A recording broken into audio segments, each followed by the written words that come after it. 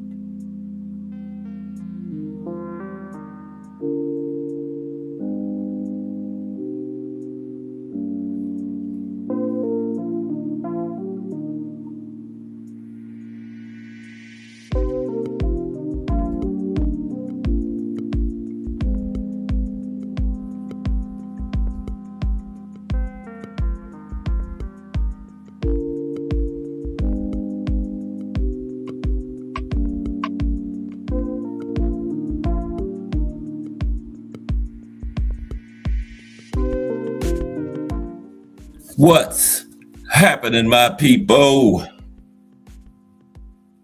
It's Cass Sports again, back for another afternoon with the family. That's right. You know what time it is.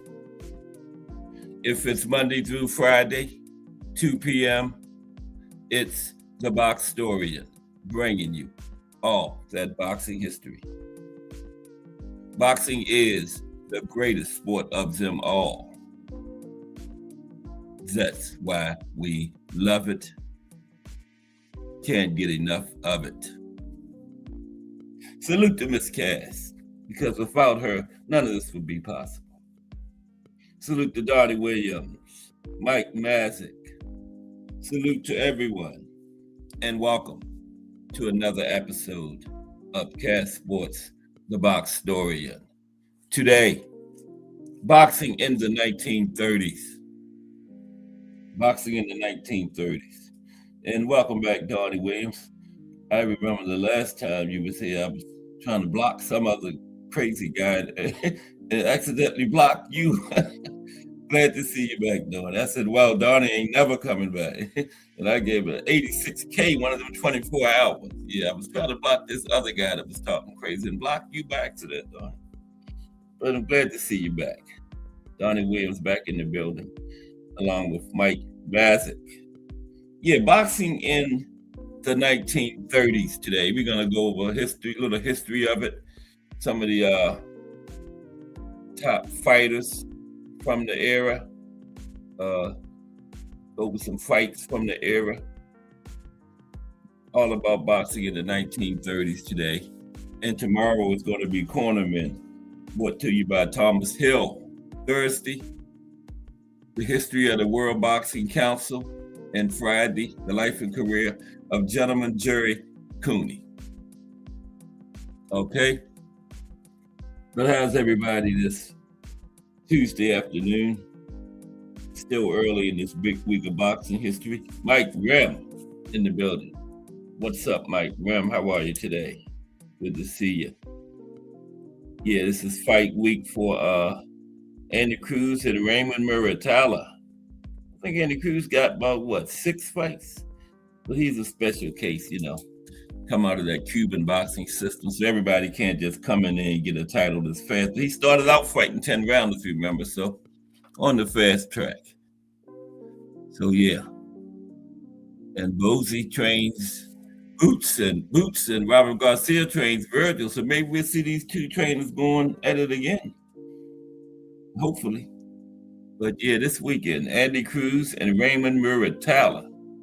And then next weekend is the biggie. Well, we've been waiting for Shakur and all of them. Teofimo, then Zayas,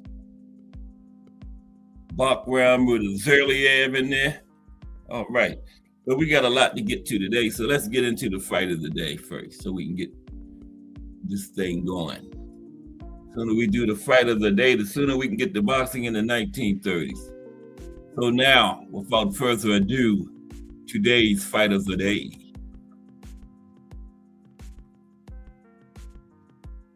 Okay, studio audience, wake up out there. Today's fight of the day.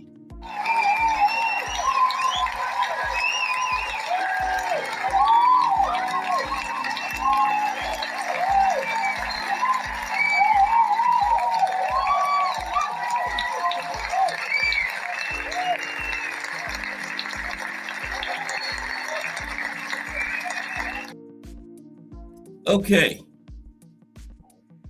Pennywise. What's up, Pennywise? How are you? All the way from Africa. Pennywise. Salute, Pennywise. Sewer drain. Good Pennywise. Salute, good to see you today. Back in the building again. All right. Yeah, the fight of the day today is Fritzy Zivic versus Henry Armstrong. Okay? August 29th, 1940. It's supposed to be a fight from the 30s, but before I had already did it up and everything. Then I said, this is 1940. Wow. But anyway, the Croat Comet takes Homicide Hank's title. Fritzy Zivic versus Henry Armstrong, August 29th, 1940. The Croat Comet takes Homicide Hank's title. Okay, let's get into the fight of the day for today.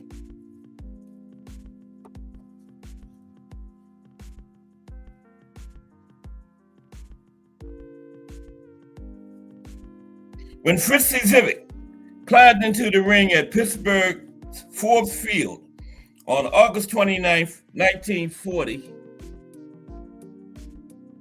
he was already a veteran of at least 128 pro fights, and he had been a prize fighter for almost a decade. Excuse me for one moment. We got a slight delay. One moment, and we're going to get started. 2 moments.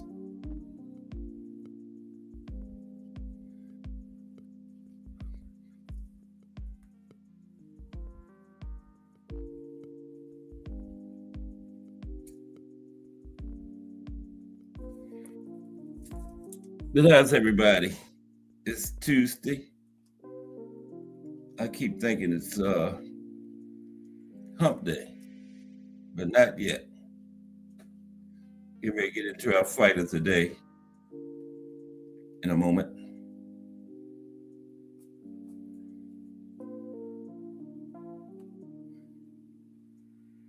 $1940.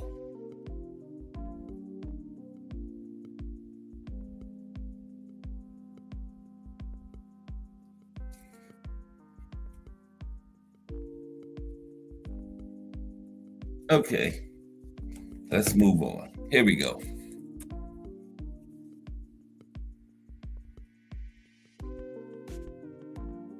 Okay, fight of the day, Fritzy Zivit versus Henry Armstrong, 1940. That's not August 29th, but it was in 1940. Okay. When he stepped into the ring at Pittsburgh Ford Field, Zivit was already a veteran of at least 128 pro fights, and he had been a prize fighter for almost a decade. During that time, he had gone from prospect to celebrated journeyman, the sort of veteran that up-and-coming fighters fought to see if they could go to the next level, and contenders fought to stay sharp. Zivit won far more than he lost, but his own title hopes were hampered by inconsistency in the ring. He might derail a contender one week and lose to a prospect the next week.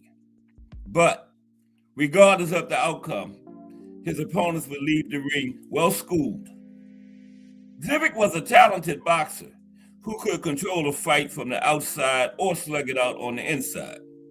He was also known to get as rough as it took, and he nurtured the reputation as a dirty fighter because it distracted opponents and sold tickets. Now, his opponent this night was Sammy Angut, the National Boxing Association lightweight world champion, who, like Zivit, was from Pittsburgh. Now, attending a non-title fight between the popular hometown heroes was boxing promoter Mike Jacobs from New York. Jacobs needed a title challenger for welterweight champ Henry Armstrong at Madison Square Garden in just 36 days. And he believed Angut to be the perfect choice. Angut was a rising star, and crowds loved it when two reigning title holders squared off. So Armstrong's promoter was at this fight scouting out Angut, right? He was fighting Zivit. So if the slick boxing Angut nicknamed the Clutch because of the favorite defensive maneuver, was looking past Zivit on the way to a shot at Armstrong, he was making a grave tactical error. Zivit won 8 of the 10 rounds, and for good measure, scored a knockdown in the 6th. The upset victory raised his career record to 100 wins, 24 losses, and 5 draws. So now Armstrong's promoter, Mike Jacobs, was impressed enough by the performance to offer the Croat Combat the contract he had originally intended for Angut.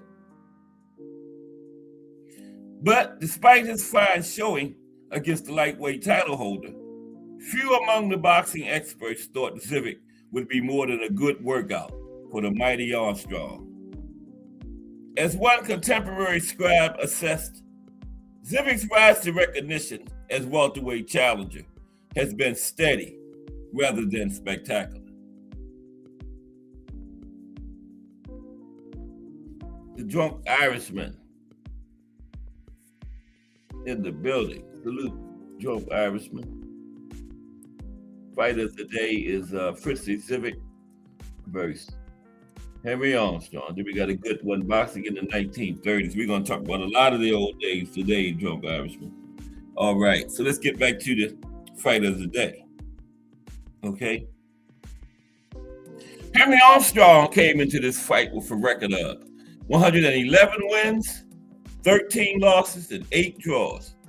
And he was an indication that Zivit would not have much of an advantage in ring experience. These were a couple of veteran pros in the ring, and on paper, they looked well matched. But Armstrong was world renowned for having held 3 world titles simultaneously at that time: featherweight, lightweight, and welterweight.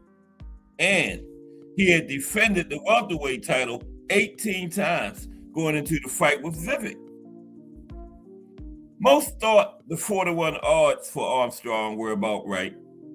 The title fight promised to be a showdown between a well-seasoned contender and an all-time great. Armstrong. Right there. Okay?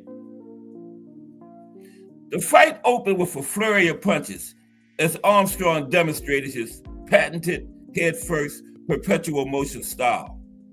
Zivic was busy slipping punches, landing body shots, and trying to stay out of the corners.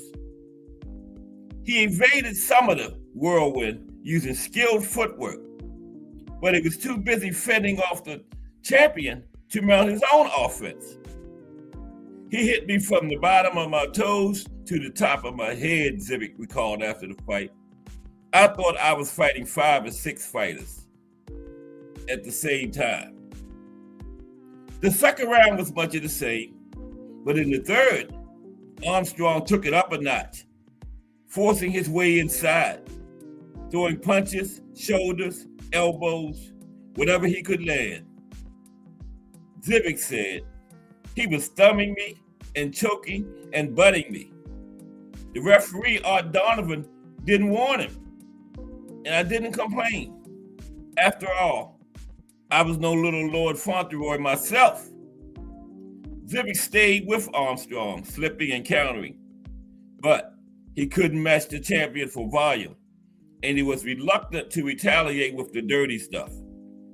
I was afraid that since Armstrong was such a big favorite, if I started to use rough tactics, they might throw me out of the ring.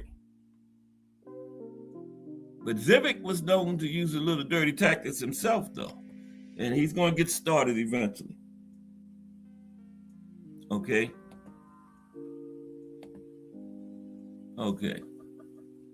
So, in the fourth round, a cut appeared over Armstrong's left eye, but Zivic's own eyes were beginning to show the effects of fighting a human buzzsaw. In the fifth and sixth rounds, Armstrong continued his all-out assault, throwing a continuous barrage of hooks and elbows.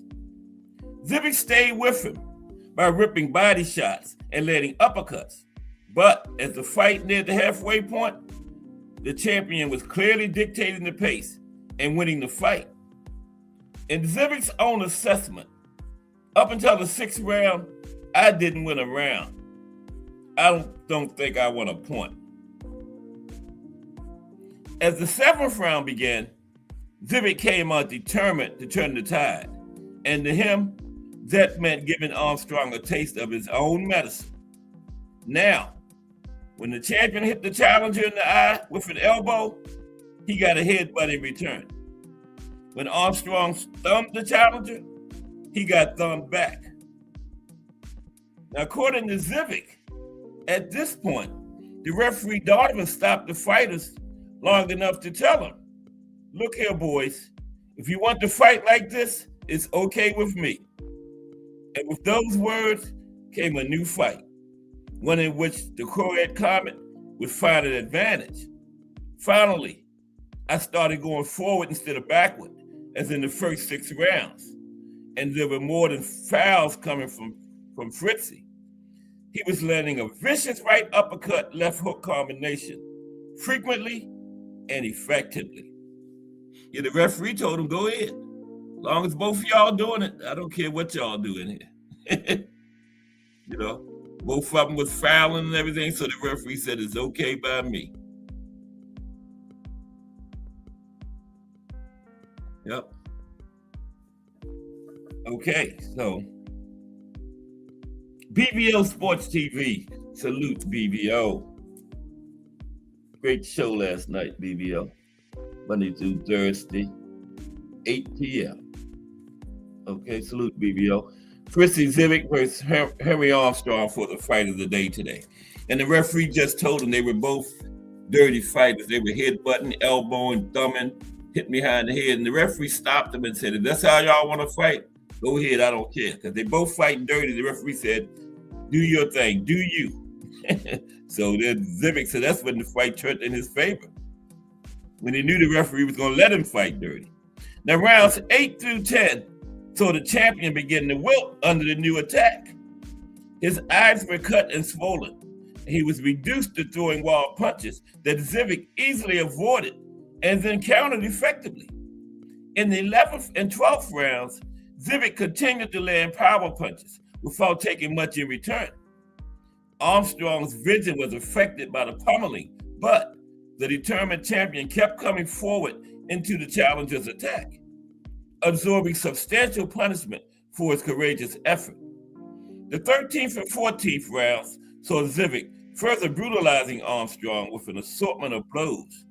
He would later play up the rough tactics to the delight of his fans. Every time I butted or thumbed him, being a gentleman, I always said, "Pardon me." In the 14th round, I must have said "pardon me" at least 69 times. At least he was saying "pardon me" after he fouled. Instead, in the 14th round, he must have said it 69 times.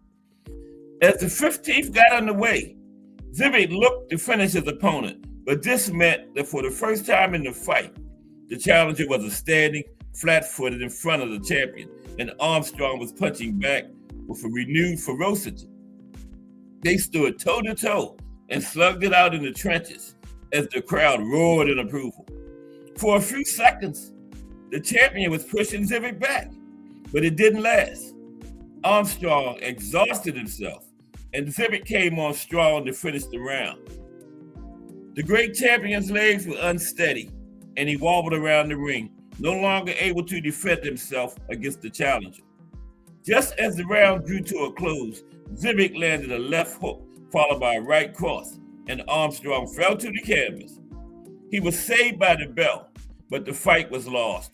When the judges' scores were read, Fritzy Zivit was the new welterweight champion of the world.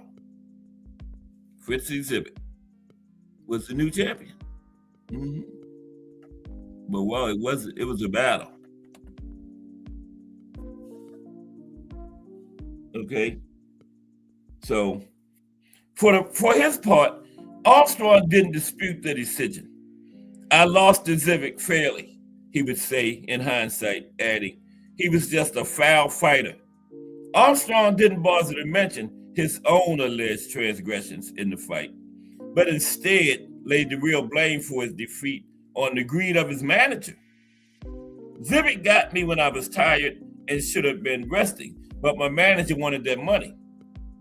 And it was something to that, because considering Armstrong had defended his title against Phil Furr just 11 days prior to the Zivit fight.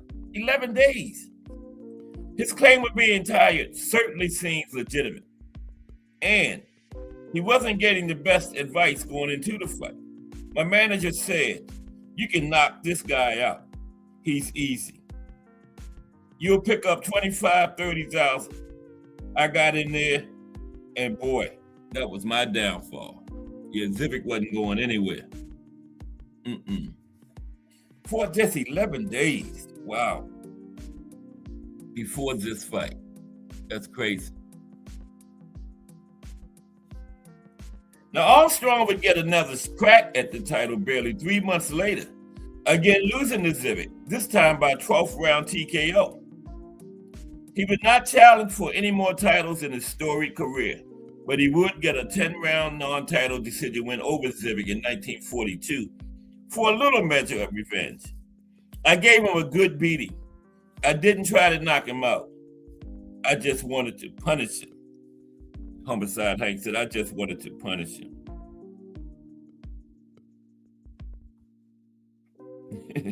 Yeah. Zivit would lose his crown to Red Cochran in only his second defense, less than a year after his title-winning effort against Armstrong. An incredibly active fighter, he fought 10 non-title fights during his brief reign as champion.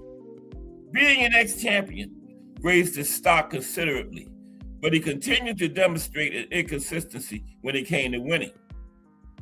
In one period, he rattled off 12 straight victories, only to lose 13 of the next 15 fights. Still, whether his hand was raised in victory or not, Zivit never failed to make an impression on his opponent or the fans. When it came to prize fighting, Zivit was the genuine article. Okay, the genuine article. Fritzy Zivit, yes he was.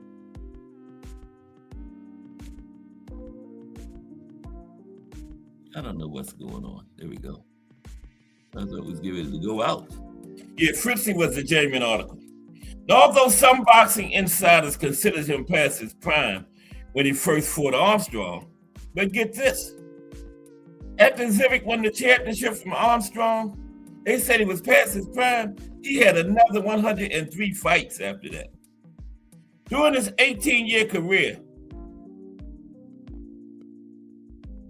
he fought some of the greatest boxers in history, had a serious resume, including such luminaries as Sugar Ray Robinson, Charlie Burley, Billy Conn, Jake LaMotta, and Bo Jack. He held victories over many of them. He also fought some of the top club fighters in a time when being a club fighter was a rough trade rather than a sport, and being a journeyman was an honorable profession. Zivic beat some of the best and lost to a few of the lesser talents. Yet, regardless of outcome, he never lacked heart in the ring, nor charm outside of it. And regardless, his reputation as a dirty fighter, Fritzy was always quick to point out, yeah, I was a dirty fighter. It's fighting. It's not playing the piano. There you have it, the fight of the day. Fritzy Zivic, Henry Homicide. And Fritzy said it's fighting. It's not playing the piano. Yeah, I was dirty. That's what turned the fight against Armstrong, because Fritzy was trying to hold back. But then the referee told him, go ahead, do you. He doing it, so Fritzy, when it turned dirty, Fritzy took over the fight after that. Yep. But Fritzy Zivic wins the fight of the day. Okay, so now we're going to take a look at boxing in the decade of the 1930s. 1930s. And I messed my display up bad. Yeah, I don't think I did. That's the first picture. That's Buddy Bayer. Yeah, I mean Max Bayer. Max, that's Jeffro father from the Beverly Hillbillies. Max Bayer Sr. Okay, but everybody okay? It's Tuesday. We got the Cornerman tomorrow, brought to you by Thomas Hill. We're going to talk a little bit about Cornerman, then we're going to look at some of the good ones. I got a little thing on Stitch Duran tomorrow. Nice little article I found on Stitch. PBO probably like that, yeah. Cornerman tomorrow. Yep. Brought to you by the legendary Thomas T. Hill.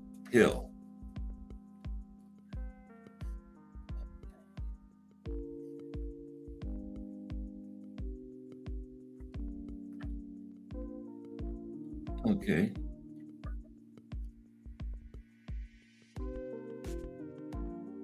Here we go.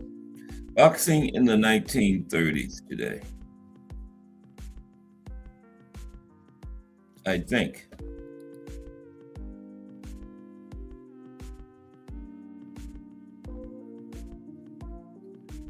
All right. Okay, here we go. Wow. I thought I was going to have to change this show to something else. Ray Patterson. What's up, RP? How you doing today? Ray Patterson is here from the Garden State, New Jersey. Home of Just Do Boxing, Shakur Stevenson. Ray Patterson. All right. So, okay, boxing in the 1930s. Let's go. Man, this thing is rattling around over there. I know y'all hear it. My desk is lopsided. Okay, here we go. I set it over there. I know y'all heard that rattling. Okay, boxing in the 1930s. Boxing in the 1930s denoted the professional practice of pugilism across multiple weight divisions during a period of economic hardship and geopolitical strain. But it was predominantly defined by the heavyweight classes sequence of title holders: Max Schmeling, from 1930 to 1932. Jack Sharkey from 1932 to 1933. Primo Carnera from 1933 to 1934. Max Baer from 1934 to 1935. James J. Braddock from 1935 to 1937. And Joe Louis, 1937 through the rest of the decade and on through the 40s. And Joe beat all 5 of those champions that preceded him too, okay? Before he beat James J. Braddock for the title. But he beat Max Schmeling after he got the title. But he beat all 5 of those guys that preceded him as champion. I don't think anyone else has ever done that in history. The 5 champions that preceded him beat all of them, okay, before or since. And this all happened amid the Great Depression's constraints on purse sizes and event scales. The sport's appeal intensified as promoters prioritized low-cost access for working-class audiences, positioning fights as escapism and ethnic identifiers in immigrant communities, with heavyweights drawing record crowds despite reduced fighter compensation. Okay? Now, lower weights featured standouts like Barney Ross, who secured welterweight and lightweight crowns through defensive mastery and endurance. Controversy shadowed the decade, notably Carnera's tenure, marred by suspicions of orchestrated victories tied to organized crime figures who allegedly managed his career and outcomes, undermining perceptions of merit-based success in the division, but never proven. Like I said yesterday, Primo was suspected of being a mob-back fighter, but never proven, okay? Now, the era's pinnacle lay in Joe Louis's rivalry with Max Schmeling, whose 1936 upset victory over the undefeated Louis carried undercurrents of racial tension, followed by Louis's emphatic 1938 first-round demolition in the rematch, interpreted as a proxy triumph of democratic vigor over Nazi authoritarianism amid Europe's fastest ascent. Louis's subsequent reign, marked by 25 defenses through the decade's end, on up into the 40s, solidified his status as a cultural icon, blending athletic supremacy with symbolic defiance against adversity. Okay? So let's look at a contextual background of the decade now. All right? A contextual background of the 1930s. 40s. No, 30s. 40s would be next week. 1930s. Right, yeah. A contextual background of the decade. All right.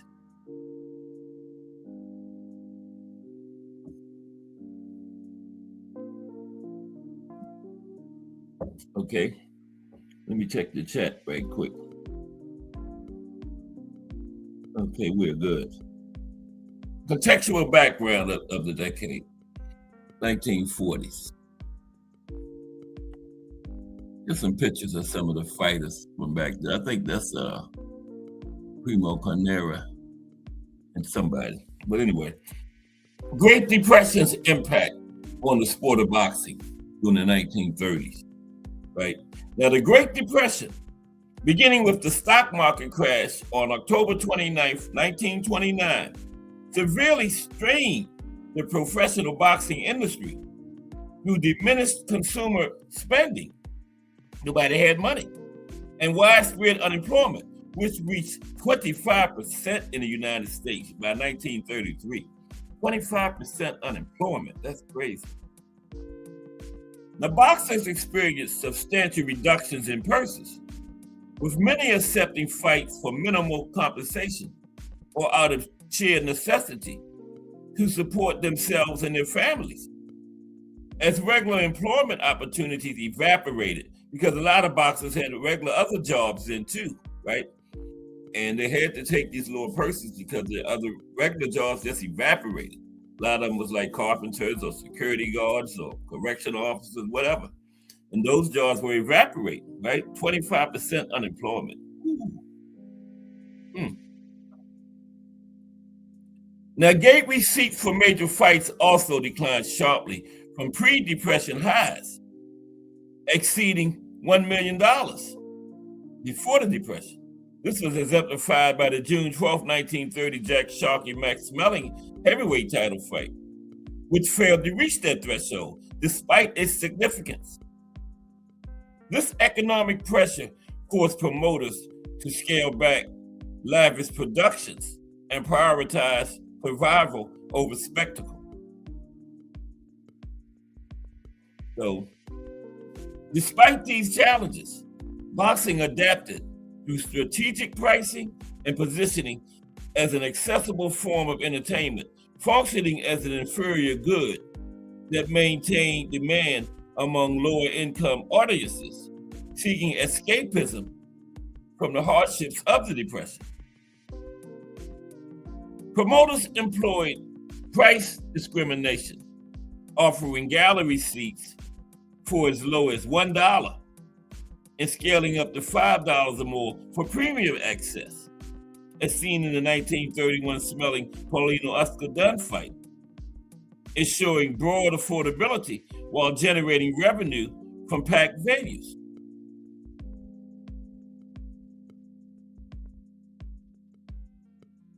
Cartel-like agreements among stakeholders stabilized the market, circulating income to fighters and organizers, and prevented total collapse. Tens of thousands routinely attended heavyweight cards, rivaling attendance at theaters and dance halls. Now, local events such as the 1932 Seattle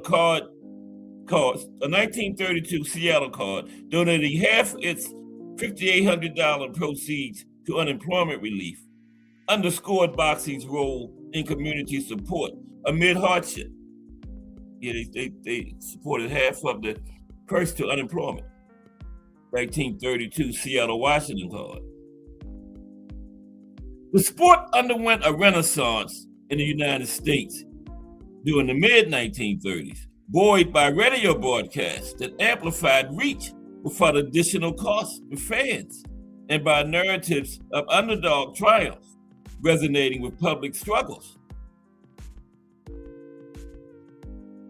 Championship fights drew sustained crowds, with committees confident in sellouts for high-profile matchups, as the visceral appeal provided temporary relief from economic despair.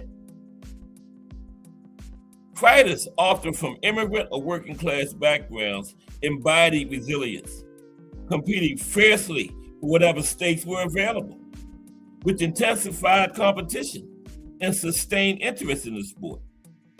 By the late decade, marquee events like the 1938 Joe Louis-Max Schmeling rematch recovered robust ticket sales, with prices from $5.75 all the way up to $30. The big wigs, $30. Woo, that was a lot back in 1938. That was top price for the Joe Louis-Max Schmeling rematch, $30.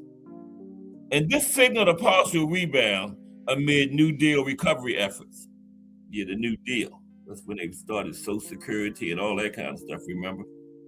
Unemployment insurance. Because when the Depression first hit, unemployment insurance wasn't a thing. They came along with the New Deal with Franklin Roosevelt into the 1930s. Right, but yeah, let's get back into the boxing. Okay, regulatory and cultural shifts. Yeah, by the end of the decade, it was making a comeback. Now, regulatory and cultural shifts. Irony Boxing. What's up, Irony? Irony Boxing in here early today, salute. Boxing in the 1930s today, Irony. Yeah, Irony comes on 9-ish, 10-ish at night. Another great channel in here. Salute, Irony. Okay, so now we're getting ready to talk about some regulatory and cultural shifts of the decade. That's the National Boxing Association logo. That was the WBA. It turned into the WBA. So regulatory and cultural shifts. Now, the National Boxing Association, the NBA, established in 1921, played a central role in standardizing title recognition during the 1930s, sanctioning world champions across weight classes amid economic pressures that threatened the sport's viability. Okay, and then we had the state athletic commissions. State athletic commissions, such as the New York's State Athletic Commission, enforce licensing, suspensions, and fight oversight, with the New York State Athletic Commission suspending 357 boxers in 1931 alone to maintain order and combat corruption allegations. 357 boxers got suspended in 1931. Wow, that's a lot of boxers for 1 year. Ooh. But yeah, it was a lot of corruption back then too, with the mob and everything in there. But like me and Irony said yesterday, you really didn't have a choice if you wanted to get a fight and make money. You had to deal with it. You didn't necessarily have to throw fights, but they would appoint you a mob-backed manager and stuff. But these bodies addressed fixed fights and mob influences, these commissions. They address fixed fights and mob influences, exemplified by scrutiny over Primo Carnera's 1933 heavyweight title win through formal rules like the Queensberry standards remained largely unchanged from prior decades. They really thought Primo was in a lot of fixed fights, but again, never proven. Never proven. Okay. Oh, you didn't go live yesterday, Arnie? Okay. That's cool. We got lives outside of this stuff too. I don't, because I'm retired. But yeah. We understand, Arnie. You're excused. But be on the night. No, I'm just kidding. But salute Irony. Yeah. Now, racial policies evolved informally as commissions had historically restricted interracial fights. Right? Yeah. The government had done that, man, because of the Jack Johnson and Jess Willett fight. Not Jess Willett. I can't think of the guy's name, but it might have been, it was back in like 1910, like 20 people lost their lives and hundreds got injured all over the country. So they had orders not to make any mixed race fights. And Joe Louis was the first black boxer to fight for the world title since Jack Johnson in like 24, 25 years. So let's talk about it, okay? Now, that's the guy right there, but I can't think of his name on the left. Jack Johnson and Jim Jeffries. James J. Jeffries, because it was James J. Braddock in the 30s. The James J. Jeffries, that was like 1910, something like that. Okay. So racial policies evolved informally as commissions had historically restricted interracial fights.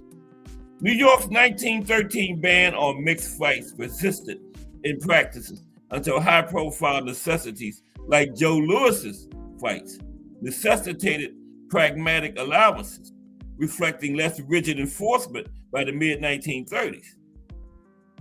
Okay? This shift enabled Louis's 1937 unification of titles, recognized by both the NBA and New York Commission, making a regulatory accommodation to market demands despite underlying recognition sentiments. The fight Joe Louis had against James J. Jeffries in 1937 was the first black fighter to fight for the heavyweight title since, I think, Jack Johnson in 1915 when he fought Jess Willett. Okay?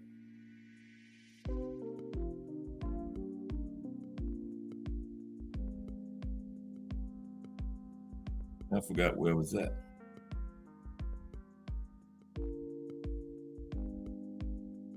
Okay. Now, culturally, boxing surged as an affordable escape during the Great Depression, with fights offering communal catharsis and embodying the era's rags to riches ethos, as seen in James J. Braddock's 1935 championship victory after laboring in relief programs. Okay? ethnic champions like Barney Ross, a Jewish lightweight who defended his title 3 times between 1933 and 1935, symbolized immigrant resilience, while Joe Louis's measured demeanor facilitated broader acceptance of Black American fighters, contrasting Jack Johnson. Yeah, big contrast. Yeah. Contrasting Jack Johnson's defiance and mitigating backlash in a racially divided society. Radio broadcasts amplified accessibility, turning heavyweight fights into national events that reinforced masculine ideals and populist heroism amid widespread unemployment exceeding 20%. Yeah, 25% at one point, 25% unemployment. Okay, so yeah, the heavyweights really carried the 30s, the heavyweight division. Let's look at that because that was huge in the 1930s, the heavyweight division. So the heavyweight division development, okay, for the decade. Heavyweight division development. We're going to go through all those heavyweights that had those titles in the 30s. It was like 6 of them. Title changed hands like 6 times in the 1930s. Yes, it did. All the way up to Joe Louis. Okay, Max Schmeling's controversial ascension, 1930 to 1932. That's Max Schmeling right there. Max Schmeling, a German boxer who had previously captured the European heavyweight title in 1928, challenged for the vacant World Heavyweight Championship against Jack Sharkey on June 12, 1930 at Yankee Stadium in New York City. Schmeling, weighing 188 pounds, faced the heavier Sharkey at 197 pounds in a scheduled 15-round fight, with Sharkey entering as an 8-5 favorite after dominating earlier rounds. Yeah, Sharkey came in as an 8-5 favorite, okay? And in the 4th round, at 2 minutes 55 seconds, Sharkey landed a punch that 2 of the 3 officials ruled as below the belt, disqualifying him and awarding Schmeling the title. The first instance in heavyweight history of a championship decided by disqualification rather than knockout, decision, or points. Okay? First and only time heavyweight championship been decided by disqualification. Now the verdict sparked immediate uproar, particularly among American observers, as Sharkey had outboxed Schmeling convincingly in the first 3 rounds of the fight with superior aggression and power, leading many to view the low blow call as questionable or even a robbery to deny the Boston native the crown. Okay? Now Sharkey's camp protested vehemently, claiming the blow struck the kidney or abdomen rather than the groin. But the majority ruling stood, marking Schmeling as the first continental European to claim the world heavyweight title. This outcome fueled skepticism about Schmeling's legitimacy, with critics dismissing the win as fortuitous and unearned, given his defensive style and the fight's abrupt end before his offense could be tested. So Schmeling defended his title successfully on August 29, 1931 against young Stribling at the same venue, securing a technical knockout in the 15th round after wearing the American challenger down with precise counterpunching and bodywork, a performance that quieted some doubters by demonstrating his ring generalship in a grueling contest. This victory, attended by over 75,000 spectators, affirmed Schmeling's technical proficiency, including his vaunted left hook and jab against a durable opponent who had absorbed heavy punishment. Now, Schmeling's reign concluded in a rematch with Sharkey on June 25, 1932 at Madison Square Garden. where Smelling dropped a controversial 15-round split decision, despite landing cleaner shots and controlling exchanges, with judges scoring divided and allegations of hometown bias favoring the American, for another controversy between the two. The loss, decried by Smelling's handler Joe Jacobs as a travesty, underscored persistent perceptions of favoritism in United States rings against foreign fighters, effectively ending Smelling's brief but disputed tenure as the title holder. So now, then came Primo Carnera, Max Baer, and James J. Braddock era, 1933 to 1935. Let's talk about the Preem first. Big Preem. There's Primo. Called him the Preem. Okay? He came next. Primo Carnera,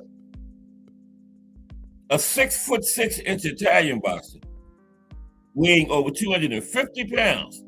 Now, that was the exception back then.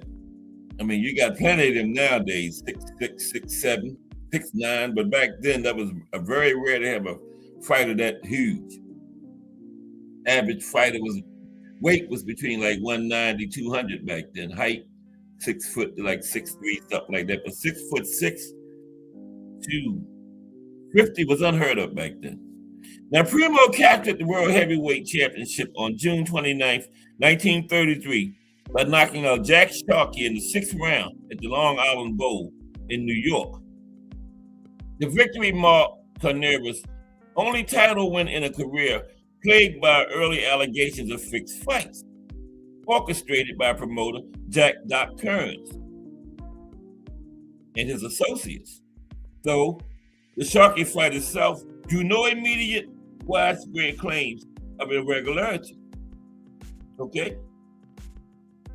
Carnera's reign lasted less than a year, during which he made one successful defense, defeating Paulino Escandón by unanimous decision over 15 rounds on October 18th, 1933. Okay? So then after Carnera, he lost the title, to Max Baer.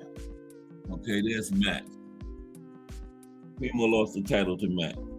Arnie says, Primo got one of the best physiques I ever seen.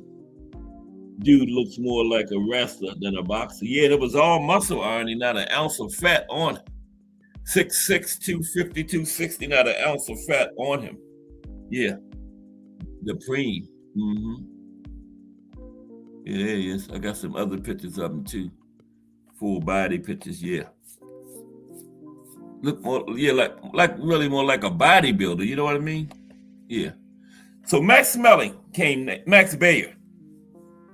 Okay. Max Baer, a 6'2" Californian, known for his powerful right hand and flamboyant persona, stripped Carnera of the title on June 14th, 1934 at Madison Square Garden, New York City, by a technical knockout in the 11th round after knocking the champion down 10 times.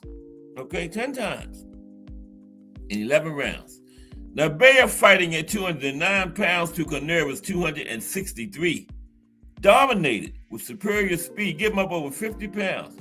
But Baer dominated with superior speed and punching power, ending a fight that highlighted the challenger's showmanship and the champion's vulnerability to body shots and combinations, right?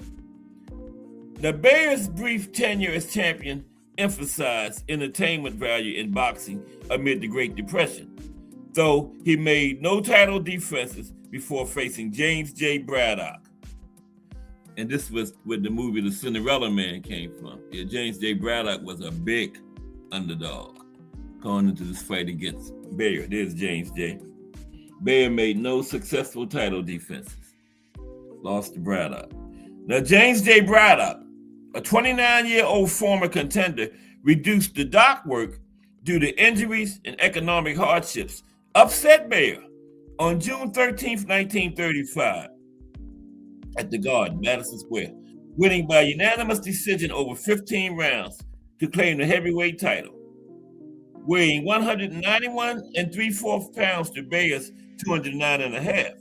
Braddock landed precise counters and absorbed minimal damage, defying the 10-1 odds against him through disciplined boxing and resilience rather than knockout power. Okay? The victory dubbed the Cinderella Man story by journalists like Damon Runyon symbolized personal triumph in an era of widespread unemployment, though some observers later speculated on Bayer's lackluster effort without conclusive evidence of impropriety. Now, Braddock's win transitioned the division toward the defensive style before Joe Louis's rise. Okay, so then the emergence of Joe Louis, 1936 to 1939. He reigned through the rest of the decade and on into the 40s. The emergence of Joe Louis.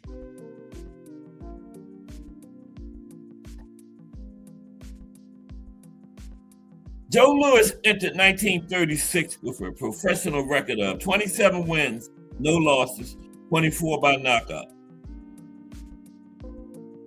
having defeated notable heavyweights such as Primo Carnera and Max Baer in 1935. His combination of speed, power, and stamina positioned him as the leading contender for the heavyweight title, held by James J. Braddock. On June 19, 1936, however, Louis suffered his first professional defeat against former champion Max Schmeling at Yankee Stadium in New York, losing by knockout in the 12th round after Schmeling exploited a flaw in Louis's defense by targeting rights to the body when Louis dropped his left hand following jabs. This upset, witnessed by over 40,000 spectators, ended Louis's undefeated streak, but did not derail his career, as he rebounded with knockouts over Jack Sharkey on August 18, 1936, and Al Etta Ray on September 22, 1936. Following additional victories early in 1937, Louis challenged Braddock for the heavyweight championship on June 22, 1937, at Comiskey Park in Chicago, before a crowd of approximately 55,000 spectators. Louis knocked Braddock down in the 8th round for a series of punches, securing the title by knockout and becoming the first Black American heavyweight champion since Jack Johnson 22 years ago in 1915. First won the fight for it, too. At 23 years old, Louis weighed 197 pounds and demonstrated superior conditioning and punching accuracy, landing 56 of 94 punches in the decisive round, according to ringside reports. Didn't have no comp box back then, but you still had people counting punches, which is all it is now. It's nothing computerized, it's just people hitting buttons. So they really did have comp box then. They had the same thing they got now, somebody counting punches at ringside. But anyway, it was reported he landed 56 of 94 in the round and knocked Braddock out in. Now, Louis's reign from 1937 on featured aggressive defense schedules, with him facing challenges at a pace unmatched by predecessors. His first title defense came against Tommy Farr on August 18, 1937, resulting in a unanimous decision over 15 rounds, despite a cut over Louis's eye, marking the only time in his championship career he went the full distance. The pivotal moment of this period arrived in the rematch with Schmeling on June 22, 1938 at Yankee Stadium, where Louis knocked out his rival in the first round after landing 71 punches in 2 minutes and 4 seconds, avenging the prior loss through improved defensive adjustment and relentless pressure. Subsequent defenses in 1939 included the first round technical knockout of light heavyweight champion John Henry Louis on January 25th, and a knockout of Bob Pastor on September 20th, underscoring Louis's dominance with 52 knockouts and 66 career wins by that point. These fights, that was a little off, but these fights established Louis as a technical master relying on precise jabs, hooks, and footwork to overwhelm opponents rather than relying solely on raw power. Yeah, he didn't have 52 knockouts yet. Okay. But yeah, he had a very good, over 80% knockout ratio at that point, though. Okay, the Lewis-Smelling rivalry. We talked about that yesterday, but we got to talk about it a little bit today because you can't talk about the 30s. We're talking about the Joe Louis-Max Smelling rivalry. That was part of the biggest thing in boxing that happened during the decade with World War II, backdrop of World War II in the background and everything. But we're going to go over it briefly. The Lewis-Smelling rivalry. It's the first fight. There's Joe Louis on the deck. 1936 upset and technical analysis. Pennywise, is it true Lewis fought a lot of bums? Yeah, the Bum of the Month Club. We went over that. Yes, look at yesterday's show, Pennywise. It's called the Bum of the Month Club. That will answer your question exactly. Yesterday, January 19th show, Pennywise. Okay, the Bum of the Month tour. After today's show. Don't leave yet. Yeah, but yeah, we had a thing called the Bum of the Month tour. But a lot of those fighters went a lot further than people thought they were. And after the Bum of the Month tour, a lot of fighters wanted to get in the ring with Joe Louis because they thought they had lost the steps there. Because these lower level fighters did so well against him. Some of them went 12, 13 rounds with him. But the 1936 upset in technical analysis. On June 19th, 1936 at Yankee Stadium in the Bronx, New York, undefeated heavyweight contender Joe Louis, age 22, with a record of 24 wins, including 18 knockouts, faced former world champion Max Smelling, age 30, with a record of 48 wins, 7 losses, and 4 draws. Now, Louis entered as a heavy 10-1 favorite, buoyed by his rapid rise and knockout prowess, while Smelling was viewed as past his prime. Now, the fight, scheduled for 15 rounds, drew over 40,000 spectators and was promoted as a clash between American invincibility and European resilience. Yeah, and the press was writing all kinds of false stories about Smelling being a Nazi and all that stuff, which he never was, okay? So, Smelling secured a stunning 12th round knockout victory at 2 minutes, 29 seconds up the round, marking Lewis's first pro defeat and handing the German his most significant win since claiming the heavyweight title in 1930 against Sharkey. The early rounds saw Louis dominate with aggressive pressure and body shots, but Smelling weathered the storm, landing a critical right-hand counter in the 4th round that floored Louis for a 9 count. And it said he never really recovered from that. And you know the story, Smelling is one of the first fighters to study film, and he noticed that Joe always carried his left low. And then when he jabbed, taking it back home, he carried it even lower. So Smelling noticed that, right? Yeah. And got him up out of there. As the fight progressed, and when he knocked it down in the 4th round, Joe Louis almost didn't make it. The referee got all the way to 9. He was hurt bad. As the fight progressed, Louis fatigued and grew frustrated, resulting in clinching and low blows, while Smelling methodically accumulated points and set up his power right hand. In the decisive 12th round, Smelling unleashed 14 unanswered punches, culminating in a right cross that rendered Louis unconscious, his body slumping through the ropes. This upset defied expectations as Smelling's tactical precision overcame Louis's superior speed and power, prompting widespread shock in the boxing world. Yet Smelling was 8 years older than Louis. Smelling was like 30 then. Okay, had Joe by 8 years. The Smelling's success stemmed from rigorous film study of Louis's prior fights, where he identified a recurring flaw. Louis often dropped his left hand low after throwing jabs or left hooks, exposing his jaw to right-hand counters. Smelling, an astute technician trained in European classical boxing, adapted by abandoning his natural bob and weave style for an upright stance that maximize leverage on straight right crosses, using feints and footwork to maintain optimal range. He reportedly confided to associates, "I see something," referring to this vulnerability, and drilled counters relentlessly, absorbing Lewis's early onslaught to position for exploitation later with Louis Tayo. Yeah, Max wasn't like Mikey. Mikey thought he saw something. Max Smelling really saw something. Okay, so let's move on to the second fight, the 1938 rematch. Now what happened? There's Lewis on the floor. The rematch, there's Smelling on the floor. He got his get back. 1938 rematch and broader repercussions.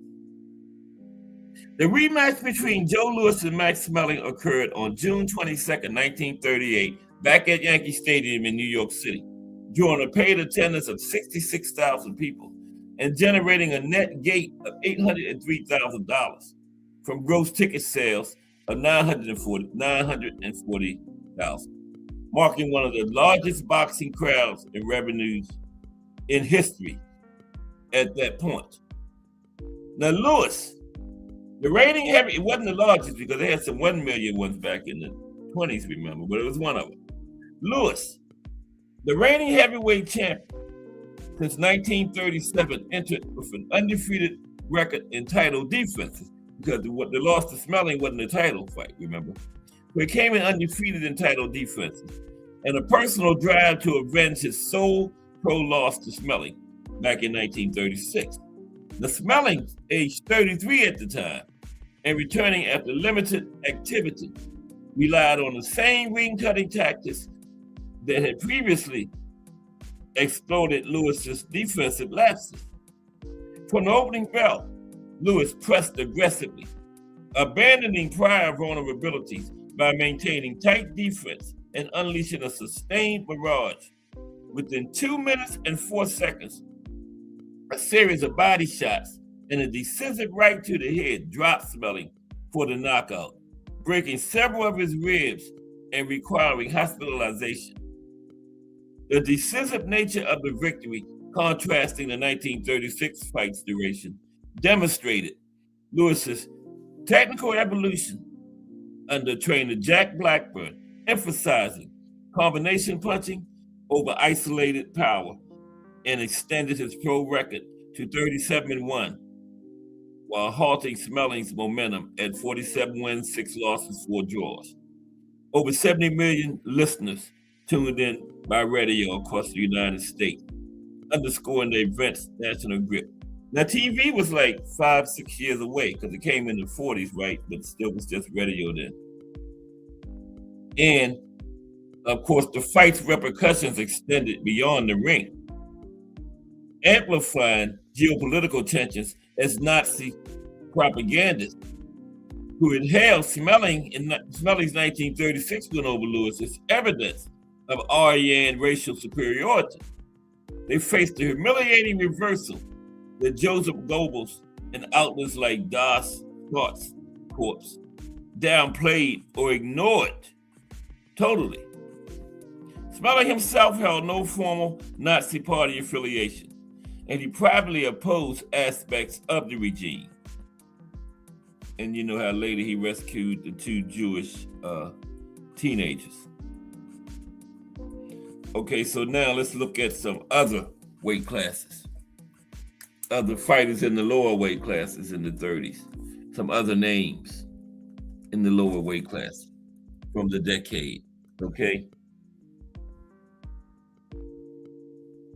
All right, let me refresh this. I missed anyone? 33 likes. Oh no, it's not 33. I give it a say. Okay, some other weight classes from the decade. Lightweights to middleweight. Okay? Lightweight to middleweight. I don't know what's going on there. Now, in the lightweight division, Al Singer held the world championship with a first round knockout of Sammy Mandel on May 10th, 1930 in New York City. Ending Mandel's 4-year reign. Yeah, that's Mandel on the map. Yeah, singer and Mandel. Yeah. And Mandel had a 4-year reign. Tony Canzoneri, then dethroned singer by unanimous decision over 10 rounds on November 24th, 1930, initiating a period of dominance that saw Canzoneri defend his title multiple times before relinquishing it to pursue higher weights. Vacated. Barney Ross captured the vacant lightweight crown by defeating Canzoneri on points in 1933, showcasing superior stamina and ring generalship in a 10-round fight. Though Ross soon vacated the title after winning the welterweight championship. Lou Ambrose emerged as a defensive specialist, winning the title from Canzoneri in May 1936 and defending it against Pete Scalzo and others with his elusive style and counterpunching. The welterweight class featured intense rivalries highlighted by Jimmy McLaughlin's ascent to the throne by a 5th-round knockout of young Corbett III on May 29, 1933 in New York, where McLaughlin's precise jab and right hand overwhelmed the champion. Barney Ross twice beat McLaughlin in a controversial split decision on February 17, 1934, followed by a clear unanimous decision rematch on May 28, 1934. Securing the title through relentless pressure and volume punching, holding it until 1938. That was a fast turnaround. First fight was in February, the next fight was in May. 3 months later. They didn't mess around back then. These encounters drew massive crowds, with the rematch attracting over 50,000 spectators at the Polo Grounds in New York City, underscoring the era's popularity for the division amid economic hardship. Depression still going on. Middleweight highlights included Marcel Thill's controversial ascension, winning the title by 11th round disqualification of Gorilla Jones on June 11th, 1932 in Paris, after Jones struck Thill while he was down. Now, Thill's defensive mastery and endurance sustained his reign through numerous European defenses until 1937. Freddie Steele claimed the NBA recognized middleweight championship with a 13th round knockout of Solly Krieger on November 24th, 1936 in Seattle, Washington, employing aggressive infighting and bodywork to dominate. Steele defended against top contenders like Ken Oberlin, maintaining the belt into the early 1940s. These fighters exemplified the technical evolution in the division, with Thill's longevity contrasting Steele's power-oriented approach. And then the little guys, flyweight and bantamweight standouts. Okay? Flyweight and bantamweight standouts. Benny Lynch, bad man there, Benny Lynch. Yeah, let's talk about Benny. Flyweight and bantamweight standouts. In the flyweight division, during the 1930s, Scottish boxer Benny Lynch emerged as a dominant figure, capturing the World Flyweight Championship in 1935 by defeating Jackie Brown and holding it through multiple defenses until 1938. Lynch compiled an impressive record, losing only 2 decisions from 1932 to 1936, 4 years, both to Jim Warnock, and securing the British Lonsdale belt outright by stoppage, showcasing his technical prowess and power against top contenders like Pat Palmer, whom he defeated in a 1936 title fight. His reign highlighted the division's competitive depth in Europe, where he dismantled elite flyweights with a combination of speed and finishing ability, though personal struggles with alcohol contributed to his early retirement in 1939. Jackie Brown, an English fighter, served as a key British flyweight champion from 1931 to 1935, defending the title 3 times before challenging for the world crown against Lynch, underscoring the era's transatlantic rivalries in the lighter weights. Filipino boxer Small Montana also stood out, claiming recognition as a flyweight champion with a pro record spanning 1930 to 1941, 11 years, representing the growing international presence in the division. Then, shifting to bantamweight, Panama Al Brown maintained his world title status into the early 1930s, defending it repeatedly across continents, including a 1930 retention over Eugene Hart, before losing to Balazar Sanchez by a 15-round decision in Valencia, Spain on April 20, 1935. As the first Latino world champion, Brown's elongated reach and defensive style enabled 18 successful defenses overall, though fragmented sanctioning bodies like the NBA and New York State Athletic Commission led divergent-specific claims during his tenure. Puerto Rican Sixto Escobar marked a breakthrough as the island's first world bantamweight champion, securing the NBA version by 13th round TKO over Tony Marino on August 30th, 1936, and reigning in 2 stints from 1935 to 1937, partial and undisputed, before regaining it in 1938 until relinquishing it in 1939 after defenses against Harry Jeffrey. Escobar's undefeated streak in title fights until later losses emphasized his resilience. 43.5% knockout rate across 66 fights from 1930 to 1940. American Lou Salica, an Olympic flyweight from 1932's games, captured the NBA bantamweight crown in 1935 and defended it, including against Escobar, before later regaining undisputed recognition, bridging amateur excellence to professional success in a division plagued by title splits. These fighters navigated corruption and multiple governing bodies, yet their records reflect genuine skill amid the era's lower weight class volatility.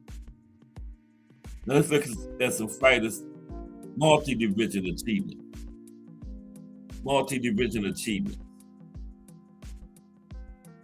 The Barney Rosses and the Henry Armstrongs and all those. You know, Henry had 3 at one time. Multi-division achievements now, okay?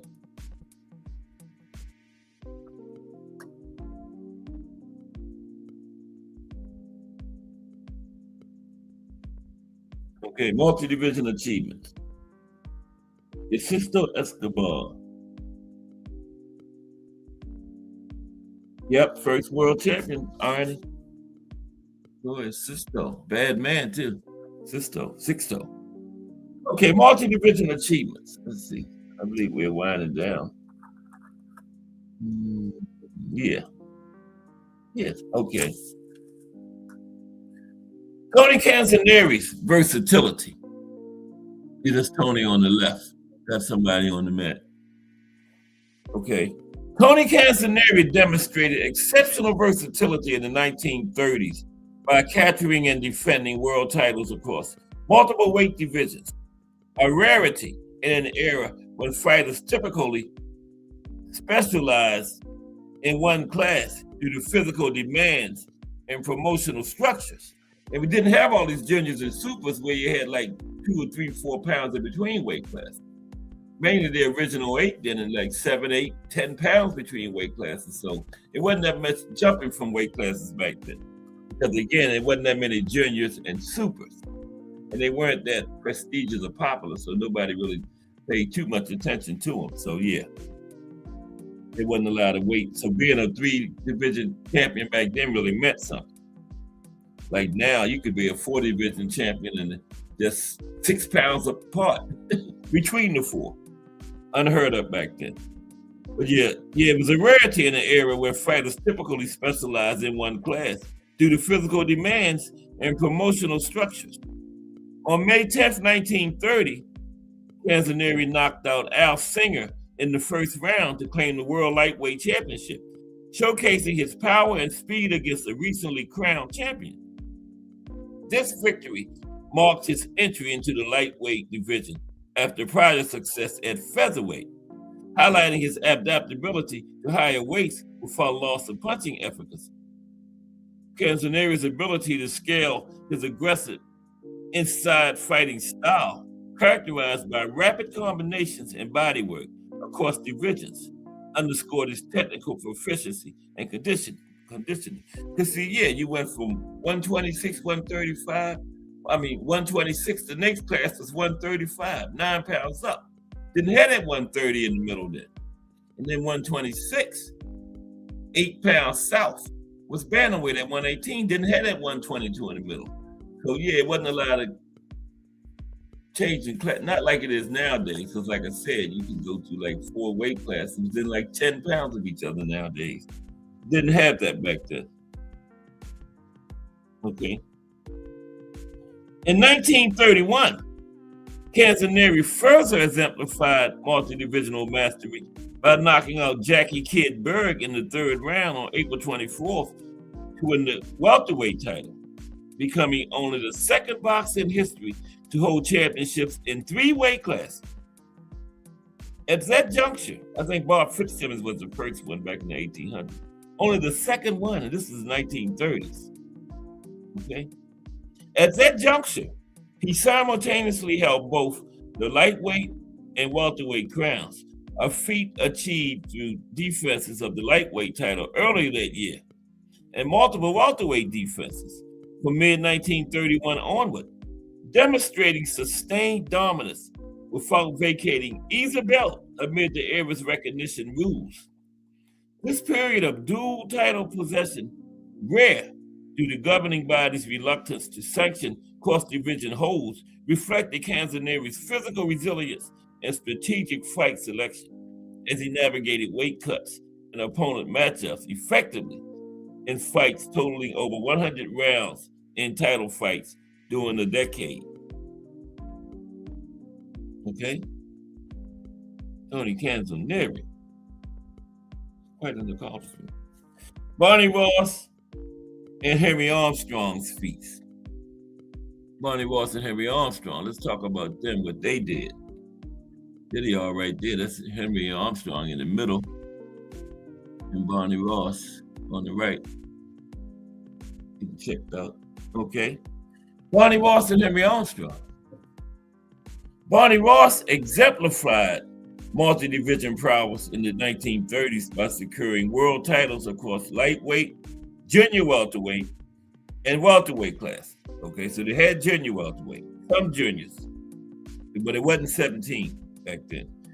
And Barney became only the 3rd boxer in history to achieve championships in 3 divisions. In 1933, he defeated Tony Canzoneri by split decision to claim the New York State Athletic Commission, NBA, and the ring lightweight titles. Ross then vacated junior welterweight crown to challenge Jimmy McLaurin for the welterweight title, winning by unanimous decision on May 28, 1934 at Madison Square Garden in a fight that showcased his technical skill and resilience over 15 rounds. He successfully defended the welterweight belt against McLaurin in a rematch and other contenders like Izzy Janeros before facing Henry Armstrong. Now Ross had the lightweight and welterweight at the same time, 12 pounds apart, defending both of them. Incredible. Named Ring Magazine Fighter of the Year in 1934 and 1935, Ross's career highlighted his ability to adapt across weight classes amid the era's rigorous schedules. So that must have been the fight they was getting ready for there, Armstrong and Ross. So now Armstrong.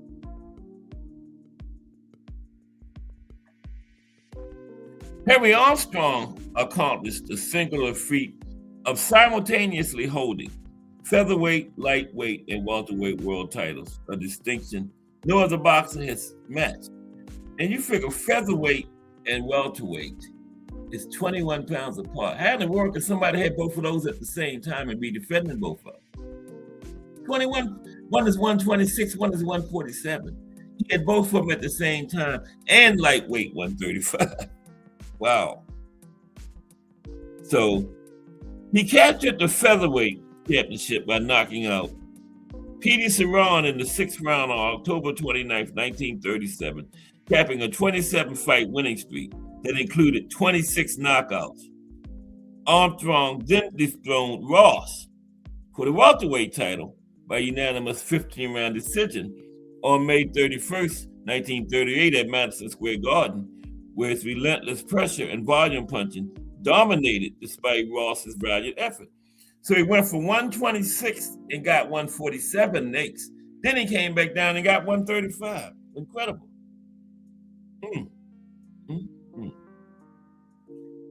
Okay, and then on August 17th, 1938, he came back down and added the lightweight 135 title by outpointing Lou Ambers over 15 rounds back at Madison Square Garden, securing all 3 belts within a 10-month span, all this in less than a year or two. This triple title reign lasted until regulatory bodies forced him to vacate the featherweight division in 1939, after which he defended the remaining titles extensively. Armstrong's achievements underscored his extraordinary stamina and offensive output in an era of limited weight classes and high fight frequency. Yeah, limited weight classes. And global and regional expansion in the 30s. Global and regional expansion of boxing in the 1930s. Global and regional expansion. European influences and fighters. European influences and fighters. Yeah, that's Primo Carnera right there on the right.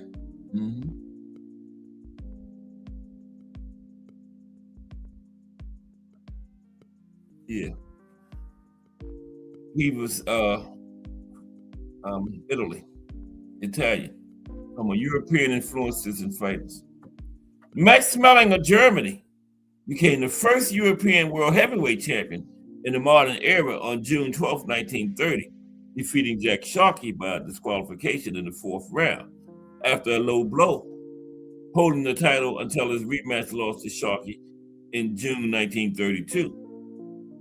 Schmeling's achievements elevated pro boxing profile across Europe, exemplified by his August 26, 1934 fight against fellow German Walter Neusel in Hamburg, Germany, which drew an estimated 100,000 spectators, the largest crowd for a boxing fight on the continent at the time, in Europe, 100,000 folks. In the context of rising Nazi influence after 1933, Schmeling's success was leveraged for propaganda purposes, portraying boxing as an embodiment of Aryan physical prowess and discipline, though Schmeling himself maintained distance from ideological endorsements. Now another European, Primo Carnera, an Italian giant at 6 feet 6 inches and over 260 pounds, succeeded as the next European heavyweight title holder, knocking out Jack Sharkey in 6 rounds in June of 1933 to claim the world championship. The third such feat by a European after Bob Fitzsimmons and Schmeling. Bob Fitzsimmons was back in the 1890s.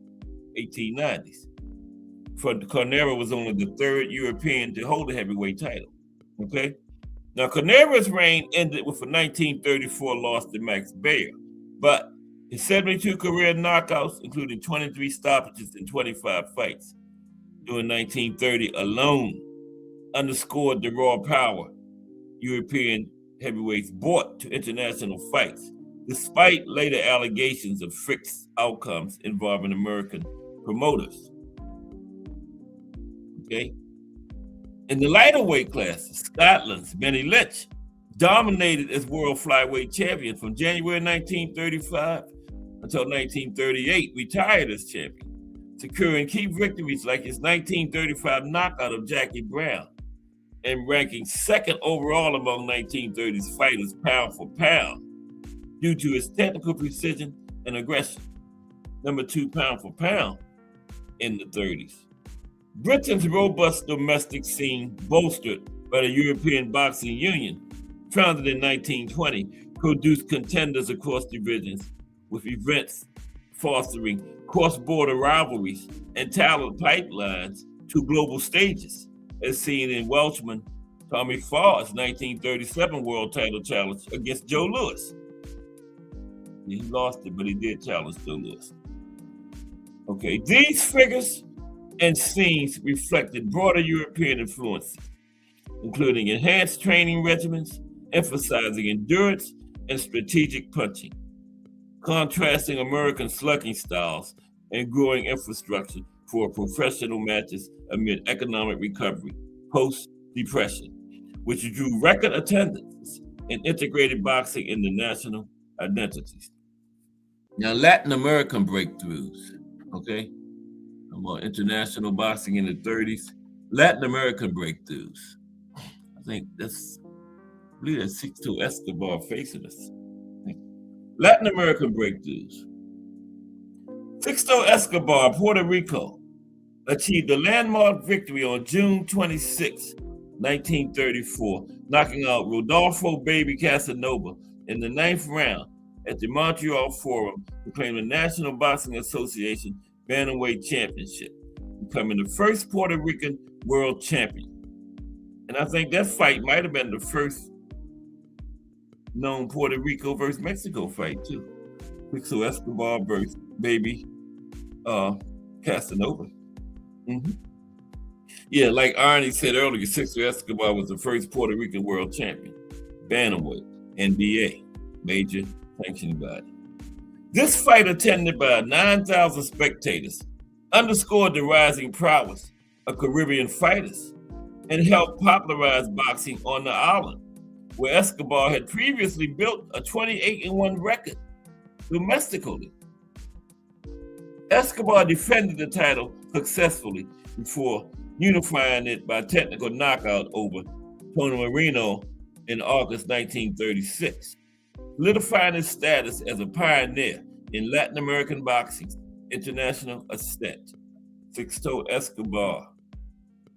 In Mexico, featherweight Salvador Baby Arizmendi emerged as a trailblazer by securing victories over elite American opponents, including a series of fights against Henry Armstrong, whom he outpointed in a 10-round decision in November 1934 before 40,000 fans in Mexico City. Through superior body punching and ring generalship, Arizmendi's triumphs making him the first of five encounters with the future triple champion, Armstrong, demonstrated Mexican boxers' technical sophistication and resilience, as he also captured the Mexican featherweight title during this period.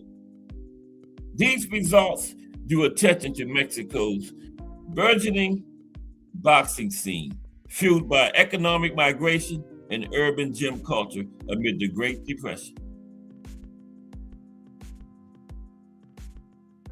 Panamanian bantamweight Alfonso Panama Al Brown, the first Latin American to hold a world title since capturing the New York State Athletic Commission version in 1929, maintained relevance into the decade by winning the National Boxing Association and International Boxing Union belts in 1930, before relinquishing the latter in 1935. His extended reign and stylistic innovation included exceptional reach at 5 feet 11 inches, inspired regional aspirants despite personal challenges. Collectively, these feats reflected boxing's gradual penetration into Latin America, where local promotions increased and talent pipelines formed.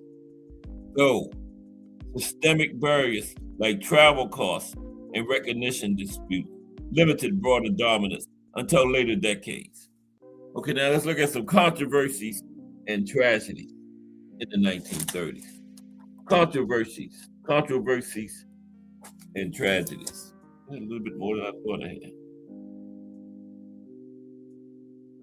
Controversies and tragedies.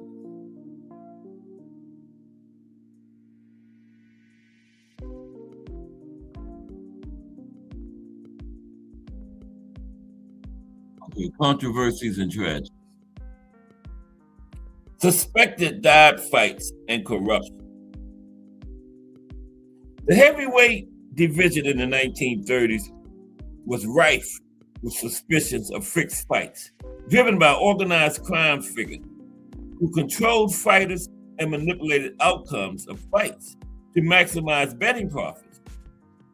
Promoters and managers, often linked to mob syndicate, allegedly arranged dives, intentional losses by one boxer to build contenders' records or ensure favorable results in high-stakes fights. These practices eroded public trust, with athletic commissions occasionally investigating but rarely proving intent due to lack of concrete evidence or witness intimidation. Or witness intimidation, yes. Yeah, Baby Arismendi. No, I think that was Casanova, Arnie. Baby Casanova. Yeah, Casanova. Now, Primo Carnera, an Italian giant, who captured the world heavyweight title on June 29th, 1933 by knockout, took Jack Sharkey in the 6th round and at Madison Square Garden, became the symbol of such corruption. Carnera's rapid ascent from circus strongman to champion with a 78-7 record by 1933 fueled allegations that his manager, including associates of Oni Madden, here's a shot of Oni, associates of Oni Madden and other racketeers fixed multiple early fights to fabricate his invincibility. The June 23rd, 1990 fight against George Godfrey in Kansas City, that's it right there. Well, that was him and George Godfrey I had up there, right there. Yeah, that's Only Manny, the mob figure. Yeah, the fight against George Godfrey ended in a 6th round knockout for Carnera, but observers noted Godfrey's uncharacteristic inaction and failure to capitalize on openings, leading to widespread belief it was staged. Similarly, Carnera's March 1930 fight against Bombo Chevalier in Emeryville, California was ruled a fix by state officials after evidence of a prearranged dive resulted in Carnera's indefinite suspension from boxing in the state. I'm gonna put the link in. Get a little link time. Get a little link time. Just Do Boxing in the building. What's up, Just Do? Coming up at 4 p.m. We was just talking about boxing in the 1930s today. We was talking about the corruption that was going on in the 30s. That Oni Madden, he was a mafia figure thought to be tied to what's going on? Thought to be tied to organized crime and fixed fights and stuff in the 1930s. The guy there, this fight was thought to be fixed because Godfrey, that's him and Primo Carnera, Godfrey, the guy on the left, the black guy, was uncharacteristically not taking advantage of openings and just getting tore up uncharacteristically, getting dominated, right? And the people felt that he threw the fight. Let's look, just coming up at 4 p.m. Yeah. So, and that's boxing in the 30s. Tomorrow is going to be Cornermen. That's brought to you by Thomas Hill. Haven't seen T. Hill all week. Yeah, he wanted something more Cornermen. tomorrow. Nice little piece, and we're going to talk about 7 grandmasters in training. Angelo Dundee, Ray Arcel, Eddie Futch, Emmanuel Stewart, Charlie Goldstein. Let's say Castellaneta. I know it's 7 of them. I can't think of them all right off the top of my head. Yeah. And we got a nice little piece on Stitch Duran tomorrow. The cut man, legendary cut man. Stitch Duran. Yeah. Still working. For the love of the sport, man, now because he's filthy rich. He don't have to work another day in his life, but he loved the sport like that, Can't be away. Jacob Stitch Duran. Don't hear a good cut, man. Nickname Stitch. Right. I got a nice piece on him tomorrow when we do the Corner Men show. Thursday is we're gonna look at the history of the WBC, and then Friday is the life and career of Gentleman Jerry Cooney. Gentleman Jerry came in right at the end of that golden age of heavyweight, late 70s. What some of them? He fought Ron Lyle, Kenny Norton. I think he fought Jimmy Young. But he fought them toward the end of their careers. But hey, they were still dangerous. And BoxRec is not going to see at the end of their careers. BoxRec that's going to have their name on his resume with a W beside it, right? They ain't going to say nothing about what point of their careers it was. So he got victories against them. Some of those great 1970s heavyweights. Gentleman Jerry got some wins against him. Mm-hmm. Yeah, I think that was Casanova, Arnie. It was 2 of them. It was Baby Arismendi and Baby Casanova. They both had the same nickname, Baby. But yeah, we'll continue this too. I just put the link in case anybody want to hit it. But all are welcome. But yeah, Primo never proven his fights were fixed. But he got barred in California because they just looked so bad. The other fighters barely was swinging back, and they thought Primo wasn't all that good to be beating all these fighters like this. California barred him, banned. Well, indefinite suspension, so that's the same thing as banned, right? Indefinite. And the Sharkey Carnera rematch drew particular scrutiny as Sharkey, a durable veteran with only 4 prior knockouts and 13 losses, collapsed from a single right hand after dominating early exchanges. That's what I'm saying. These fighters getting beat, and it's just, they're not even good actors. Okay? This man had 13 losses, had been knocked out 4 times, and just went down for 1 single punch when Primo hit him. At least make it look good.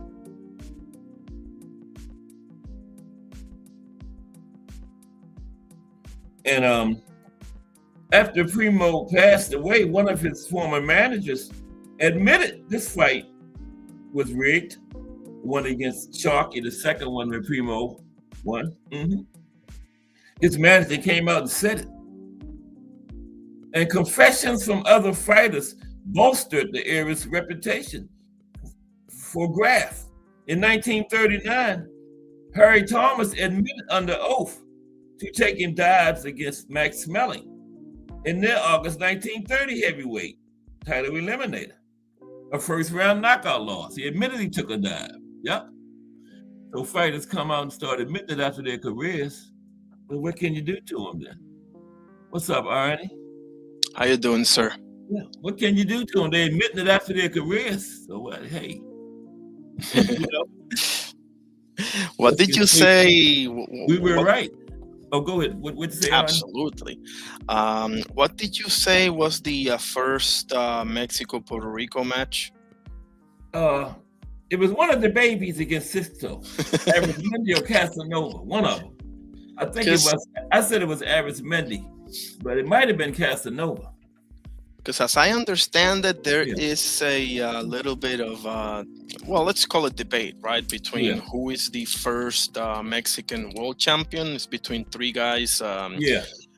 Kid Azteca, Baby Arismendi, and I'm not going to remember the other one, unfortunately. But okay, I'll look it up. I 'cause, think Arismendi had a minor title. What was the second other one you said? I think he was. Kid Azteca. Yeah, I think he was the first one to have a major. You know, either the NBA or the New York State Athletic Commission. When did Azteca fight? Like the 30s, 40s? Yeah, he fought the Yeah. Coco Kid, Herbie Yeah. Hancock, He I had think. a major title, right? Like the I'm NBA not or New York. sure.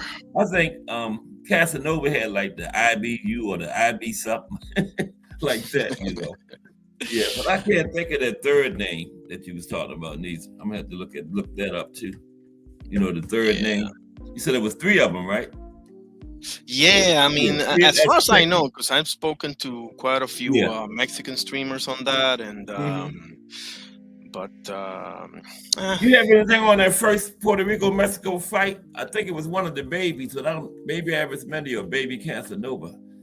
I can't remember the first known one because I'm sure they had them before. But that was right, the first right. one between 2 names that people know of. People know, you know, were like household names around that time. You know. Yeah, Yeah. exactly. But everything good, bro? Yeah. Everything's good. Awesome. Yeah. Man, Muratalla versus Cruz. I am gonna have to give you a prediction, obviously. Okay. I'm all ears. Damn. That's a hard one, man. It's I a know. really hard one. I 'cause think that would be a good fight, man. I'm looking forward to that one. That's a good matchup, I think. I can see them both winning, man. Seriously. Yeah. You I know think what? we're gonna go the distance though. That's for sure. I'd be shocked if it doesn't. Yeah. But yeah, I'm gonna go ahead and say Cruz by decision. Yeah. Yeah. And you know that'll be a hard fight to judge too, because I think it's gonna be a lot of rounds in there, man. You know, a lot of chess match going on there. Yeah, a lot of swing rounds too. That's gonna be up to the judges. The champion. You know, Muratalla's the champion. I mean, he didn't win. Muratalla got the belt. What is the IBF? Yes. Yeah, that's the one Loma had, right? Yeah. Yeah. So Muratalla is the one, and that's the champion. So. Yeah. But I mean, he didn't win it in the ring, but at the same time, I don't know. But you know, he won that title eliminated against the Russian guy, so you know, he got the interim. So he kind of like he didn't win the official belt in the ring, but he got the interim. So he knew Loma. They knew Loma wasn't going to be around much longer. So with that interim, it was kind of like a championship fight for the regular, you know. So he kind of like won it in the ring. You know what I mean? Well, but he did get elevated too. Yeah, he did get elevated. Like Abdullah won it in the ring. You know what was the Russian guy's name again? Saud Abdullaev. So when they knew whoever won that fight was going to get elevated, you know. Yeah, it was a foregone conclusion. You know? So it was kind of like a championship fight, you know. Because Loma wasn't going to defend that. Loma was chasing, I think it was either Tank or. He still had the belt at the time, but yeah. But his back was hurt too, and he was leaning. Everybody was kind of like thinking Loma might not fight anymore because remember his back. He had the back injury around that time. Well, not injury, but it was bothering him. And, and he wasn't getting any younger. And I mean, he stopped George Kambosos, which not for nothing nobody could do other than Richard. It's the only one, other one. Yeah. Hey, who else is on this card this weekend with Muratalla and Cruz? I hadn't really looked at it. Oh man, any names on there? There's got to be somebody. There's got to be somebody. Yeah. Keyshawn. Isn't Keyshawn there? No, he's on the one with Shakur. Oh, yeah. That's right. The following week. That's a pretty good card. Shushu on there too, on that one. Against who? I don't know. I can't remember. I didn't really recognize the other name. Well, that says it because I mean, when are you gonna? People talk about Boots or Opetaya not fighting anybody. How about Shushu Carrington, guys? like come on, man! Like this time too, he's getting up there, up in the teens, ain't he? In fights. he's the same age as Boots Ennis. Wow. 28. Mm. We got Khalil. He got Okay, a so we lot got less some names fights than here. Boots, though, don't he? We got some names here, bro. Not for nothing. We got. I mean, hopefully nobody pulled Oh, out. you looking at that card now? Yeah, the Okay. co-main for Murataya and Cruz is Khalil Cole versus Jesse Hart. Okay, Okay. Yeah. that's in 75, and we Mhm. got Omari Jones, who's that guy that came from the Olympics, I think, right? Very highly Yeah, touted. Amari. Also, we got Madrimov coming back, man, against the Dominican kid. Oh, that ain't bad. Madrimov Yep. on there? That's not That's bad at all. as I see it, that's the first. If I'm not mistaken, no. I'm sorry, no, that's not it. The before that, there's the Quinn Moses, that kid from Jersey, isn't it? Is he on there too? Moses? I'm Oh, telling my you, goodness. looks nice, That's man. Shakira's Looks nice. cousin, Saquon Moses. Oh, I didn't know that. Okay, Yeah, awesome. that's his Awesome. cousin. He's super that's highly Wally's touted. grandson too. They shit his grandfather. You know, Wally Moses, Shakira's. I think that's his grandfather too. Saquon. I think No, just do it. Probably know that. Yeah. What was you saying? I thought I saw his last fight and I was very Moses? impressed. Yeah. Very impressed. Yeah, I like him, man. Mm-hmm. What Yeah. division is 130? Who's there? I think Moses is 130, right? Yeah. Then you're like, wait, yeah. Who's there right now? It's Isn't that where Shaki is? At? Shaki, yeah, Shaki and the two Mexicans that are fighting, right? The Nunez and Navarrete, and the other one's Roach, right? I mean, who knows what he's gonna do? Yeah, Roach. He's all the way up at 140 last fight, so yeah, he's all over the place. He fought at 135 before that, so I don't think he's gonna keep that WBA belt too much longer. Roach probably won't go back to 130. Nah.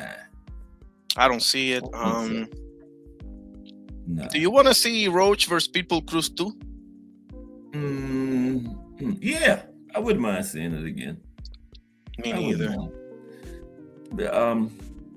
Before 2 weeks ago, I was aching to see Subriel versus Pitbull, but I guess that shit failed. So he lost Subriel. What happened to Subriel, man? Damn. I'll tell you what I think happened to him. That style, bro. Yeah. I wouldn't be shocked if the same thing happened to Pitbull and especially Navarrete, bro. Yeah, live by the sword, you die by the sword. Exactly, bro. You get hit that many times, bro. You can take him until you can't take him no more, man. You ain't gonna get everybody out of there, you know. Yeah, and you're not gonna be able to take everybody's punches either, bro. It happened to Arturo Gatti, bro. He had that thing beaten out of him by Ruelas, Evan Robinson, and obviously Mickey Ward. So, I mean, there comes a point, bro, where he may not even be a knockout guy. The guy at 168 too. What's Billy? Billy. No, same Billy's thing. Undefeated. Stand up in there just slugging it out all the time. You ain't gonna be able to get everybody about it, and like you said, you're not gonna be able to take everybody's punching either. Just no defense. Your defense is your offense. Yeah. You know. That I mean, it's fan friendly. People love you, this and that, but at the end of the day, bro, it's bound to happen. It's an accident waiting to happen. I told people, I said, I have a bad feeling because this guy, okay, he hasn't been at this level, this and that, but he's fresh. Mm-hmm. You know, he's fresh. Subriel is not, bro. Subriel's been taking punishment since I've seen him. A long time. You know, like forever. Every fight is like that, man. You can't have that, bro. You just can't. And I mean, just stand up in the slugging, getting hit, just banking on knocking somebody out. You know.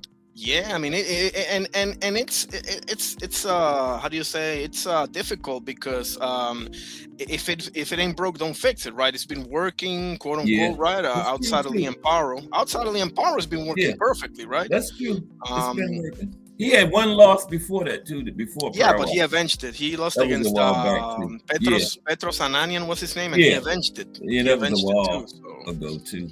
Yeah, but he avenged it, so everybody was he was on a nice streak after that. He beat a bunch of Eastern European fighters, and that Ergashev fight was the one that I was like, bro, because for 2-3 rounds, Because Urkashev can punch, man. And he was catching Matias with Bro, some stuff, and it wasn't even phasing him. he was You know? he was damn near playing with Subriel for the first 2-3 And that rounds. straight left hand that some of them hit Matias with, I seen him get people up out of there with that. Mm-hmm. The left hand, Urkashev, but damn.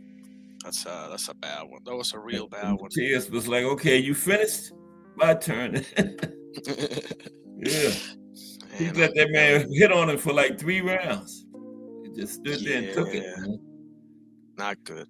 Like Not you said, good you at can't keep doing that. Mm-mm. But how old is Subriel? Is he in his 30s yet? Yeah, 33 or 34, man. So I was pissed, Wow. bro. I was saying I was in the Discord with a few buddies of mine, and I was, oh my goodness, I was out of my mind, bro. Because I was Man. like, bro, you're not gonna get another shot. This was the chance for you to unify against somebody. You Yeah, know, that get was you it. a Russell, get you a Tio, get Yeah. you a now. I mean, your best hope now is probably Paro 2 or Puello And 2. at his age, he got to work his way back, man. He's 33 years old. You know? Man. It's So one it's thing gonna if be you're a rough. heavyweight Yeah. up there. If you're in the higher weights, that's not such a big deal. No. But when you're like 130 some, 140, In a loaded It division is. like 140, you get it's a lot of talent in there, man. So you just can't Yes. bounce right back and get another title shot like that, you know. man, He's in a loaded division, Arnie. sucks, You know, man. I'm unfortunately. telling you. What would be a good fight for him to bounce back? Somebody that's not a champion that he could probably get a shot with a name at 140. Somebody like Pitbull or somebody. Lamont Roach. Yeah, I mean, 140. Okay, so let me go through the. No, hang on a second. 140 is Tio's, Dalton, Gary Antoine got Hitchens, a title. Gary and Antoine got a Russell. title too, though. Yeah. Yeah. They the champion. Yeah. I don't see Pete. I mean, Tio would be an awesome fight, but we'll see what happens with Shakur. So I'm not even going to mention Tio because he's fighting Shakur, which I don't think he wins, but whatever, we'll see. Yeah, Shakur will outbox him, get a UD. Yeah, I don't see him again having any real chance against either Hitchens or his best bet is Dalton Smith. To be honest with you, that's his Who's best that? The Pitbull. in my opinion. Yes. Yeah. Oh, he can't beat none of the champions. Mm-mm. I give him a chance against Dalton. Personally, I give him a chance Dalton against Dalton Smith. because Dalton Okay. is that type of fighter. You know, he'll fight his fight. Yeah. Russell probably gets him out of there because Russell's the same thing but way bigger. Yeah. You Russell know, will get him well, it's out. not. I say the same thing. It's not. Nobody's exactly the same thing, but you know what I mean. Like very Yeah, I know similar what you mean. styles. You know, a thumper. Yeah, Russell would probably Uh, stop him. Gary Antoine would probably stop Pitbull. Ain't no probably to it. I think he would. If I'm in Pitbull's team, I'm like, listen, go on a hunger strike if you need to, but you got to go back down, bro, because all these guys are way big. He's small Yeah. for the weight that he was. Right. You know, like Exactly. And up at 140. Yeah. Oh man, I'm telling you, like, oh, What is he like 5'4" or something? If that. if that even, if that. Yeah.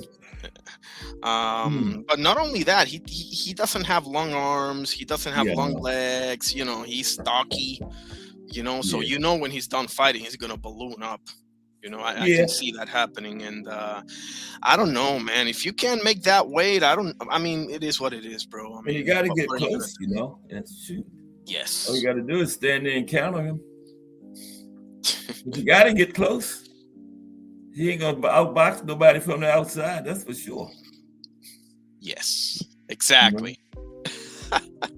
So, I mean, what do you think about? Okay, you know what? Let's do this. Let me go through the boxing schedule because I want to get a couple of early, if I may, early predictions from you. What do Yeah. you think is going to happen with Bakram and Josh Kelly? Bachman. Okay, stoppage. No, he'll get a decision. But I wouldn't be surprised if he stopped him. No. I think Bakram stops it and puts the You think whole so? world on notice. Yeah. Okay. He He's fighting. I definitely got him winning. Shushu fighting somebody named Castro. Let me see. Oh, Carlos Castro. Carlos. Yeah, I heard of Carlos. Yeah, Carlos Castro. Could he be Puerto Rican? Maybe I have no idea. I've heard of him, but Adames. Oh, look at that. Adames is defending his belt against Amo Williams. I didn't know that. Ooh. Yeah, Amo. Yeah, that's why I told you that's a good card, man. I forgot about It is. Adames is on there too. Yeah. Yeah. 3 Miller. titles. Oh, two. Keyshawn don't have a title anymore, does he? No. 2 title fights. But that's the co-main, Keyshawn and Jermaine, right? Co-main. Yeah. I got Keyshawn in that one. Decision. I think he's gonna struggle, man. I think he's gonna struggle because I could be wrong here, You think but Keyshawn gonna struggle with him? yes, because here's the thing. I haven't winning. Okay, don't get me wrong. Yeah. But I don't think that Keyshawn has fought a style like Jermaine Ortiz because Dennis Berinchik doesn't really fit the bill because he's so much smaller than Keyshawn is. So yeah, Jermaine gonna give him a tough test now. I'm not because Jermaine gonna walk over top of him, but I think he'll get him decision. But Jermaine gonna give him a tough test. Because the thing is, Jermaine is big enough to keep the distance. Yeah, he can box. You know? Jermaine can. He got skills, man. Yeah. I mean, people forget, like he gave trouble to Loma and Yes, Tio. he did. Both of them. I mean, A lot of people thought he beat Tio. he's underrated, man. I'm telling you, he's super underrated. But I'm very interested in that fight. Yeah, that's a good matchup. That's good matchmaking. Jermaine can move, man. Jermaine got mobility. Jermaine got I'm He's telling a good fighter. he a dark That's horse. a very type good fighter. fighter. Yeah. I just think Keyshawn, skills pay the bills. Yes. I think Keyshawn just gonna be a little bit too much for him, though. As far as inside fighting goes, I'll be honest with you, bro. Keyshawn is right up there today. To be honest with you, obviously Beterbiev, Benavides, the usual suspects, but I think Keyshawn should be mentioned. He should be mentioned up there as far as inside fighting because he's very skilled and he doesn't really get hit that much. No, and I thought with Keyshawn, with his skills and personality and stuff, he could down the road could have been a potential face of boxing in the future. But if you get it on the outside stuff together, right, he got that personality to be that, man. I believe so too. I think he's gonna be Butsenis, to be honest with you. But I think he can be he'll be in the mix. He'll be a household name if you keep it together. Oh yeah. Keep it together. What do you think about Nick Ball versus Brandon Figueroa? Oh man, Brandon. Interesting. Okay. I'm not that impressed, but Nick got it. Well, he is at a small division, but Nick is just so short, man. Yeah, and dirty is holy hell, man. too. He got to get close, but when he get close, he gonna be working and headbutting and elbows and whatever he can hit you with. I don't really like either one of them, to be honest with you. But I let me put it to you this way: I dislike Brandon Figueroa a little bit less than I dislike Nick. Okay, the lesser of two evils. Exactly. So I'm going with Brandon Figueroa. I'm going with Brandon too. Yeah. I call him the movie star. Yeah. But listen, he comes to fight at the end of the day. Listen, he came up short against Fulton. That ain't the worst thing in the world. He can fight Nick Ball's kind of fight and beat him at it too. Right. I think this is because if you look at the 126, you got Espinosa, you got Fulton, you got Leo, and you got Ball. Ball is by far his most favorable matchup, by far. None of them can touch Fulton. I mean Espinosa. None of them can touch Espinosa. And I'm pissed at Nick Ball. You know why? Because my boy Mirko Cuello, the Argentinian kid, has been the interim for God knows how long now. And I don't know why he won't fight him. Well, I kind of know why. But it's not like Mirko Cuello is the second coming of Sergio Martinez anyway. They never made him his mandatory anything? He been in interim all this I'm not, time. bro, all this time, and he's active too. It's not like he's injured or he's got Yeah. some personal stuff or what. As far as I know, because he Mhm. just fought like a couple of months ago. So. Yeah, I don't know, Frank man. Warren, right? And Brandon Figueroa shouldn't be in there, to be honest with you, because he just beat Joet Gonzalez in a very close fight. Mm-hmm. I And mean, how did he get to fight the other guys the interim though? I don't understand that yeah. at all. But Frank Warren is Nick Ball's promoter, right? Is he? Yeah. I think so. Because remember the 5 versus 5, Eddie had the other guy and Nick Ball. Oh, Remember? yeah. Frank went 5-0. Remember? Yeah. Nick Ball Yeah. fought the I can't think of the guy. The guy was going up. He stayed in that division. Raymond Ford. Oh, yeah. He should have been gone. Yeah. He stayed one fight too long at 126. Yeah, he said it for the money. He said it like he For did the it money, for the money. because it was Turkey and all that. Yeah. Yeah. And then Turkey, once you go over there and do that, Turkey will deal with him again and everything. It was a good move. It was a good loss. He got paid for Right. it financially. And it was a hell of a fight, by the way. It was, man. I had Nick Ball going in. I thought Ford had pulled it out because him being the champion and everything, but that don't mean nothing all the time. But I thought he had pulled it out. I had Ray Ford as well, but I Yeah. think we need to take one thing into consideration here. Mhm. Nick Ball's fight before Ray Ford was against Ray Vargas, Okay. and I thought that they robbed him, to be honest with you. Yeah. And I saw the I didn't Ray see Ford that. decision. Mhm. Okay, but I saw the Ray Ford decision as a kind of like a let us Payback. make it up to you, so to speak. Okay. Yeah, got a nice close fight where they could do that. Yeah. This is just me, obviously, but that's I what I can think. understand that though. Yeah, it's boxing. I can see that happening.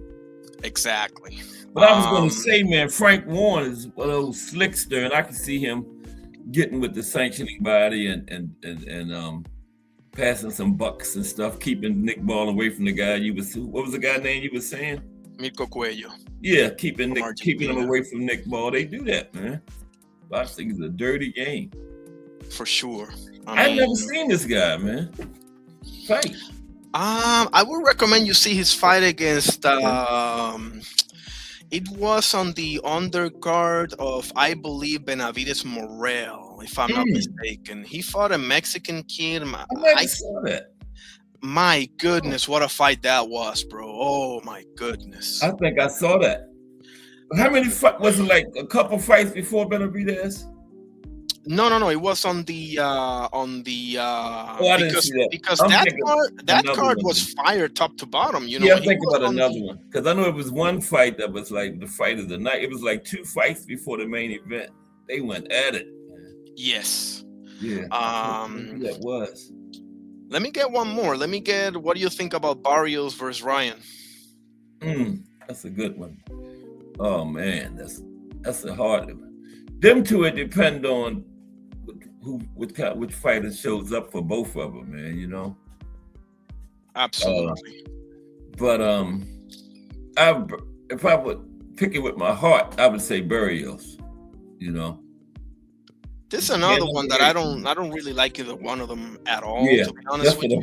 If I had to pick, lesser of two evils would be Barrios. I think Ryan's going to get him, to be honest with you. Yeah, I that's think what Ryan's I'm going to get him thinking, because Barrios is, I hate to use this word, but Barrios to me is kind of punch drunk.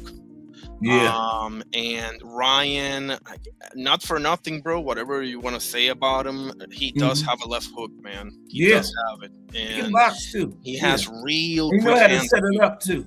Yes. Yeah. And he's very quick hands. Oh yeah. Can't The- never forget that, man. Now Barrios got the better jab of the two. Let me make that clear, right? Barrios got if nothing else, he's got a sweet jab, It'll be interesting, man. It'll be interesting because I have Ryan stopping him, to be honest with Well, you got to stop it, okay. Yeah, I think he's gonna stop him around middle of the fight ish. Yeah, I think Barrios is Barrios is just, let's be honest here. Barrios is holding that belt, bro. Like I hate to say that, but it is the truth. you know. And then they would love Ryan to win it. Then him and Devin at welterweight both was Absolutely. So if it's close, you know who getting it. Berrios don't stand a chance. He got to win this convincingly. Yeah, he's got to drop Ryan a few times or something like that. He ain't getting no split decision or nothing like that. But we'll see, man, because Ryan has given, even if I were to be like the number one Ryan fan, even I have to be like, man, he's giving me so many reasons to doubt him. Like, yeah. But when he got his head together and on, man, he's a good fighter. I'm hoping because I don't really. Fight, that was his best hunt to me. Was Luke Campbell? Did you see that? His best win? Yeah, for sure. Yeah. I saw it. Which one do you think his best win was? Interesting, because Fortuna was really past his prime, and so the other guy too, the Mexican guy, was a good one too. Duarte, but I think Luke Campbell, to be honest with you, I agree with you, because Duarte, I'm not high on Duarte, bro. I don't think Duarte is him at all. Nah, he ain't. Sims should have beaten him, to be honest with you, but Sims just was so inconsistent, and I think his gas tank wasn't there either. I don't know what was wrong with Sims, but he just was off the entire fight for sure, and his gas tank is really shaky too. No, that was what was that 130? Sims I don't remember. I can't remember that either. I think it was, and I saw it, but I can't remember. 135. I don't know. I know Ryan was at 135, but he fought Duarte. I don't know. It might have been 140. I can't remember. That was the fight when he did that BS shoulder roll. You remember? Yeah, you remember? Yeah. Bro, I could have done the better shoulder roll. Is he still with Derrick James, Ryan? I believe so. I haven't heard anything. I believe so. Derrick James, to be honest with you, it would behoove Derrick James to stay with Ryan because he got issues with Errol. I think Frank Martin dropped him too. I mean, like you know what's coming. Because when Earl left, I'd say Frank's not going to be far because Earl is his promoter, right? So I don't think Derrick James is a good coach, and forgive me for saying that. No, even when the whole thing with Bud Crawford and Errol Spence, his whole demeanor, and he went at Bomac saying he need 3 other people to help him. I don't need nobody to help. Really, you don't need anybody to help you?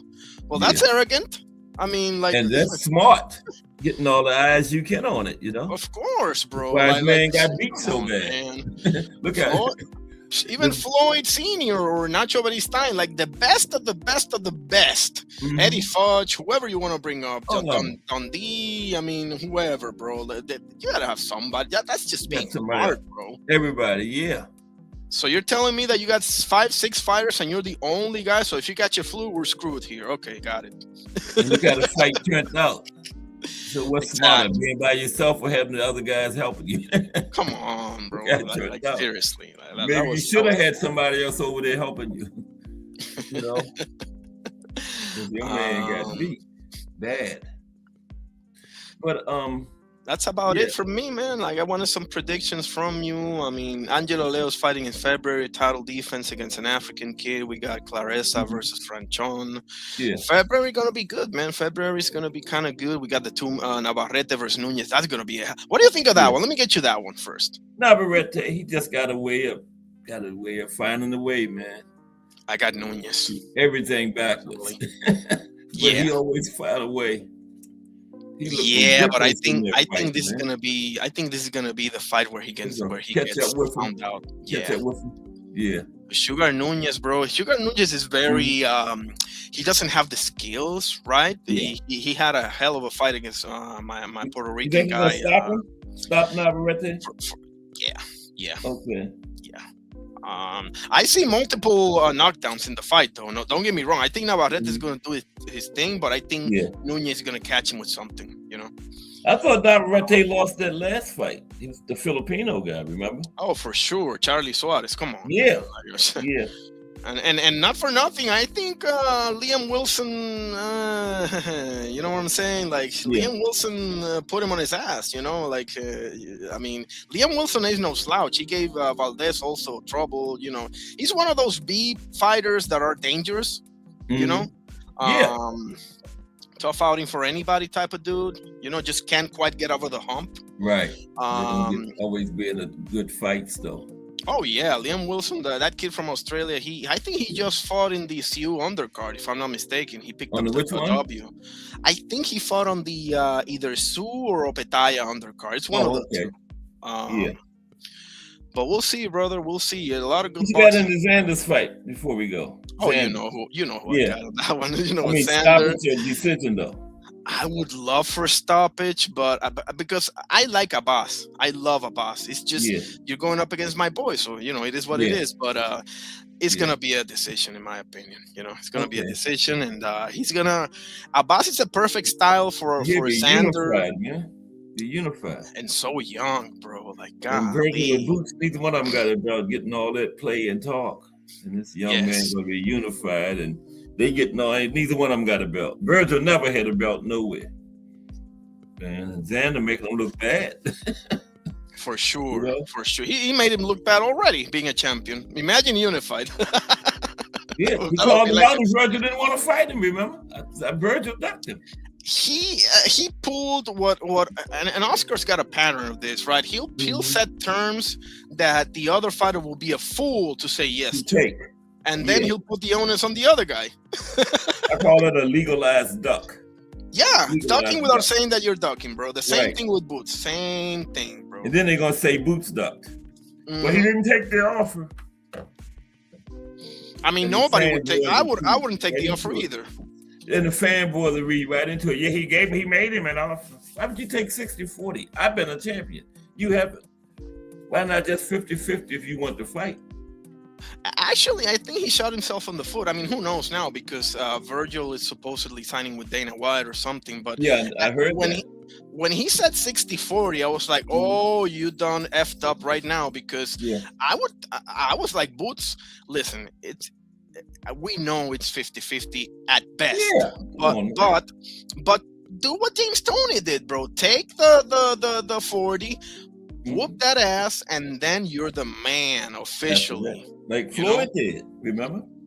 He gave Exactly. Oscar everything. Exactly. That's a He great offered example too. Everything, man. Everything. Tony did that against, I believe, Michael Nunn, if I'm not mistaken. But yeah, it's the same thing, you know. That Yeah. like it is what it is, you know. Mhm. Because whatever, who knows? We're All you probably gotta never do is gonna get win the that fight. fight. And then the money gonna come after that. You win that one fight right there. You can be dictating the terms next time, you know? Yes, absolutely. Yeah.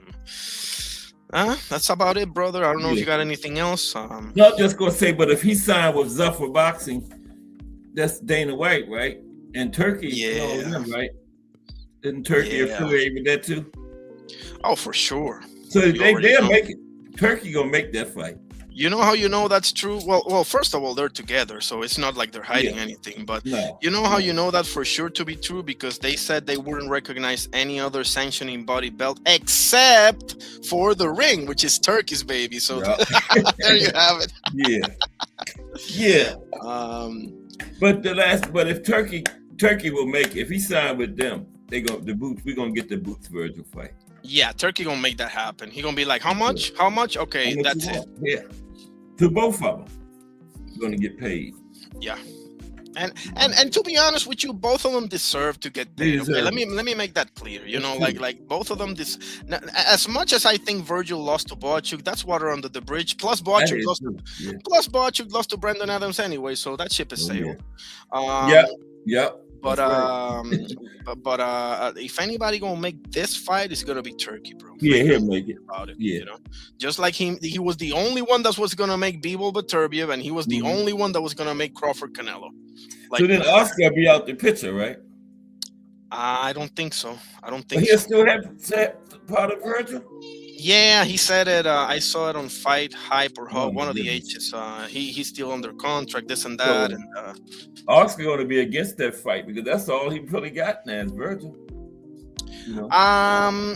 he's got who's the Brian other Garcia's guy? still there, right? I don't Brian? think so. Is he? I'm not sure. He probably is, but they don't have the best relationship. Plus, Ryan's stock has gone way down. Let's be honest here. Yeah. But he's still popular, and Zurdo. I mean, he is who he is. You know. Yeah. The big one is Virgil. Like the cash cow of Golden Boy right now, officially speaking, Virgil has surpassed Ryan. Right. Oscar will still try to throw a wrench in it. You know. Yeah. Mhm. He knows, bro. He knows. Forget knows. about the clapback Thursdays or whatever it is. Forget about knows. all that. No, Oscar knows this game like the back of his hand, guys. Yes, he does. Like he knows Styles. He fought Whitaker. He knows Yeah. he knows Whitaker really beat him, but he didn't get the Yeah. decision and so Yeah. on. And the same for Felix Stern, by the way. Not for Yeah, nothing. Felix Stern beat him. They won. But Mhm. yeah, he knows, bro. He's seen Boots Ennis and he's seen Opetaya. He knows what's gonna happen in that ring, Yeah. bro. That's it. Like Oh yeah, Zerdo. I forgot about Zerdo. Yeah. Oscar has Zerdo too, right? yeah, but Zurdo's really not that big, you know. Unfortunately for him, you know. Yeah, Part of that's that, true, too. part of that is the Forsaken cruiserweight division, you know. If he can beat Benavidez, that'll do a lot for him. Oh my He can goodness! win this next fight. Yeah, you know. that would be a breakout. That would Put be him awesome. right there. Beat the Mexican monster. Take the Mexican monsters. Oh, That would be. Oh my goodness! He's Earl got said a he's gonna stop Benavidez. he's got a once in a lifetime opportunity, if you Yeah. ask me. You know. Yeah. Yeah, Pirro said he's gonna stop him. Who? Pirro. Puro Zurdo. Oh, okay. Yeah. Oh, yeah. He's a Zurdo guy. I love Puro. He's that's my guy. That's my guy. Yeah. But I disagree. I can see that happening though. Don't get me wrong. I can see Zurdo beating Benavidez. I don't know about the stoppage. I don't know about that. But I can see Zurdo. If the Zurdo, I keep telling people, if the Zurdo that fought Chris Billen Smith showed up, all bets are off, bro. Yeah. I'm not gonna miss my that one. goodness. That's for sure. No, That's what I gotta see play out. Some fights you gotta see play out. You can't watch them later. Yes. I mean, you can watch them later, but you got to see it live too. Exactly. I got to see that. Even if I gotta pay for that thing, I'll pay. Yeah. I've done it before, so I'm willing to pay for that one. Yeah. Benavidez and Zerdo. Because The one one of the ones, Benavidez is favored, but I mean, Zerdo could win it though. That's what I'm saying. He could win it. make no mistake about it. People are saying Benavidez. I get it because David's given you every reason to bet on him, obviously. Yeah. Not for nothing, you know. But the thing is, Zurdo is another one of those dudes that you don't know what you're gonna get because the Zurdo that's Dorticos, bro, that dude gets stopped by David Benavidez. To be honest with you. Yeah. Okay, that dude, the with the belly and the that guy shows up. Benavidez is gonna Anthony Yard his ass. To be honest, you can't hold a Bivol loss against Zerdo. Bivol was just in top form. Not only that, that was. I mean, first of all, having a loss to Bivol, when did that become a bad and thing? Benavidez wasn't gonna beat that Bivol neither. Never. Nah, no way, no way. But man, it is interesting. I cannot lie. I can't think of any more though. We covered about all of them, I think. Matchups coming up. Yeah, you know, this month. Sure. But it's the year starting out good. If we can get every month like this one, we'll be okay. Yeah. You know? Oh yeah. Great. So you coming on tonight or? Oh yeah, tonight I am coming up for sure. Nice. Hi, brother. Yeah, probably even earlier than that because I'm gonna go ahead and cook some food now so I can eat early so I can prepare.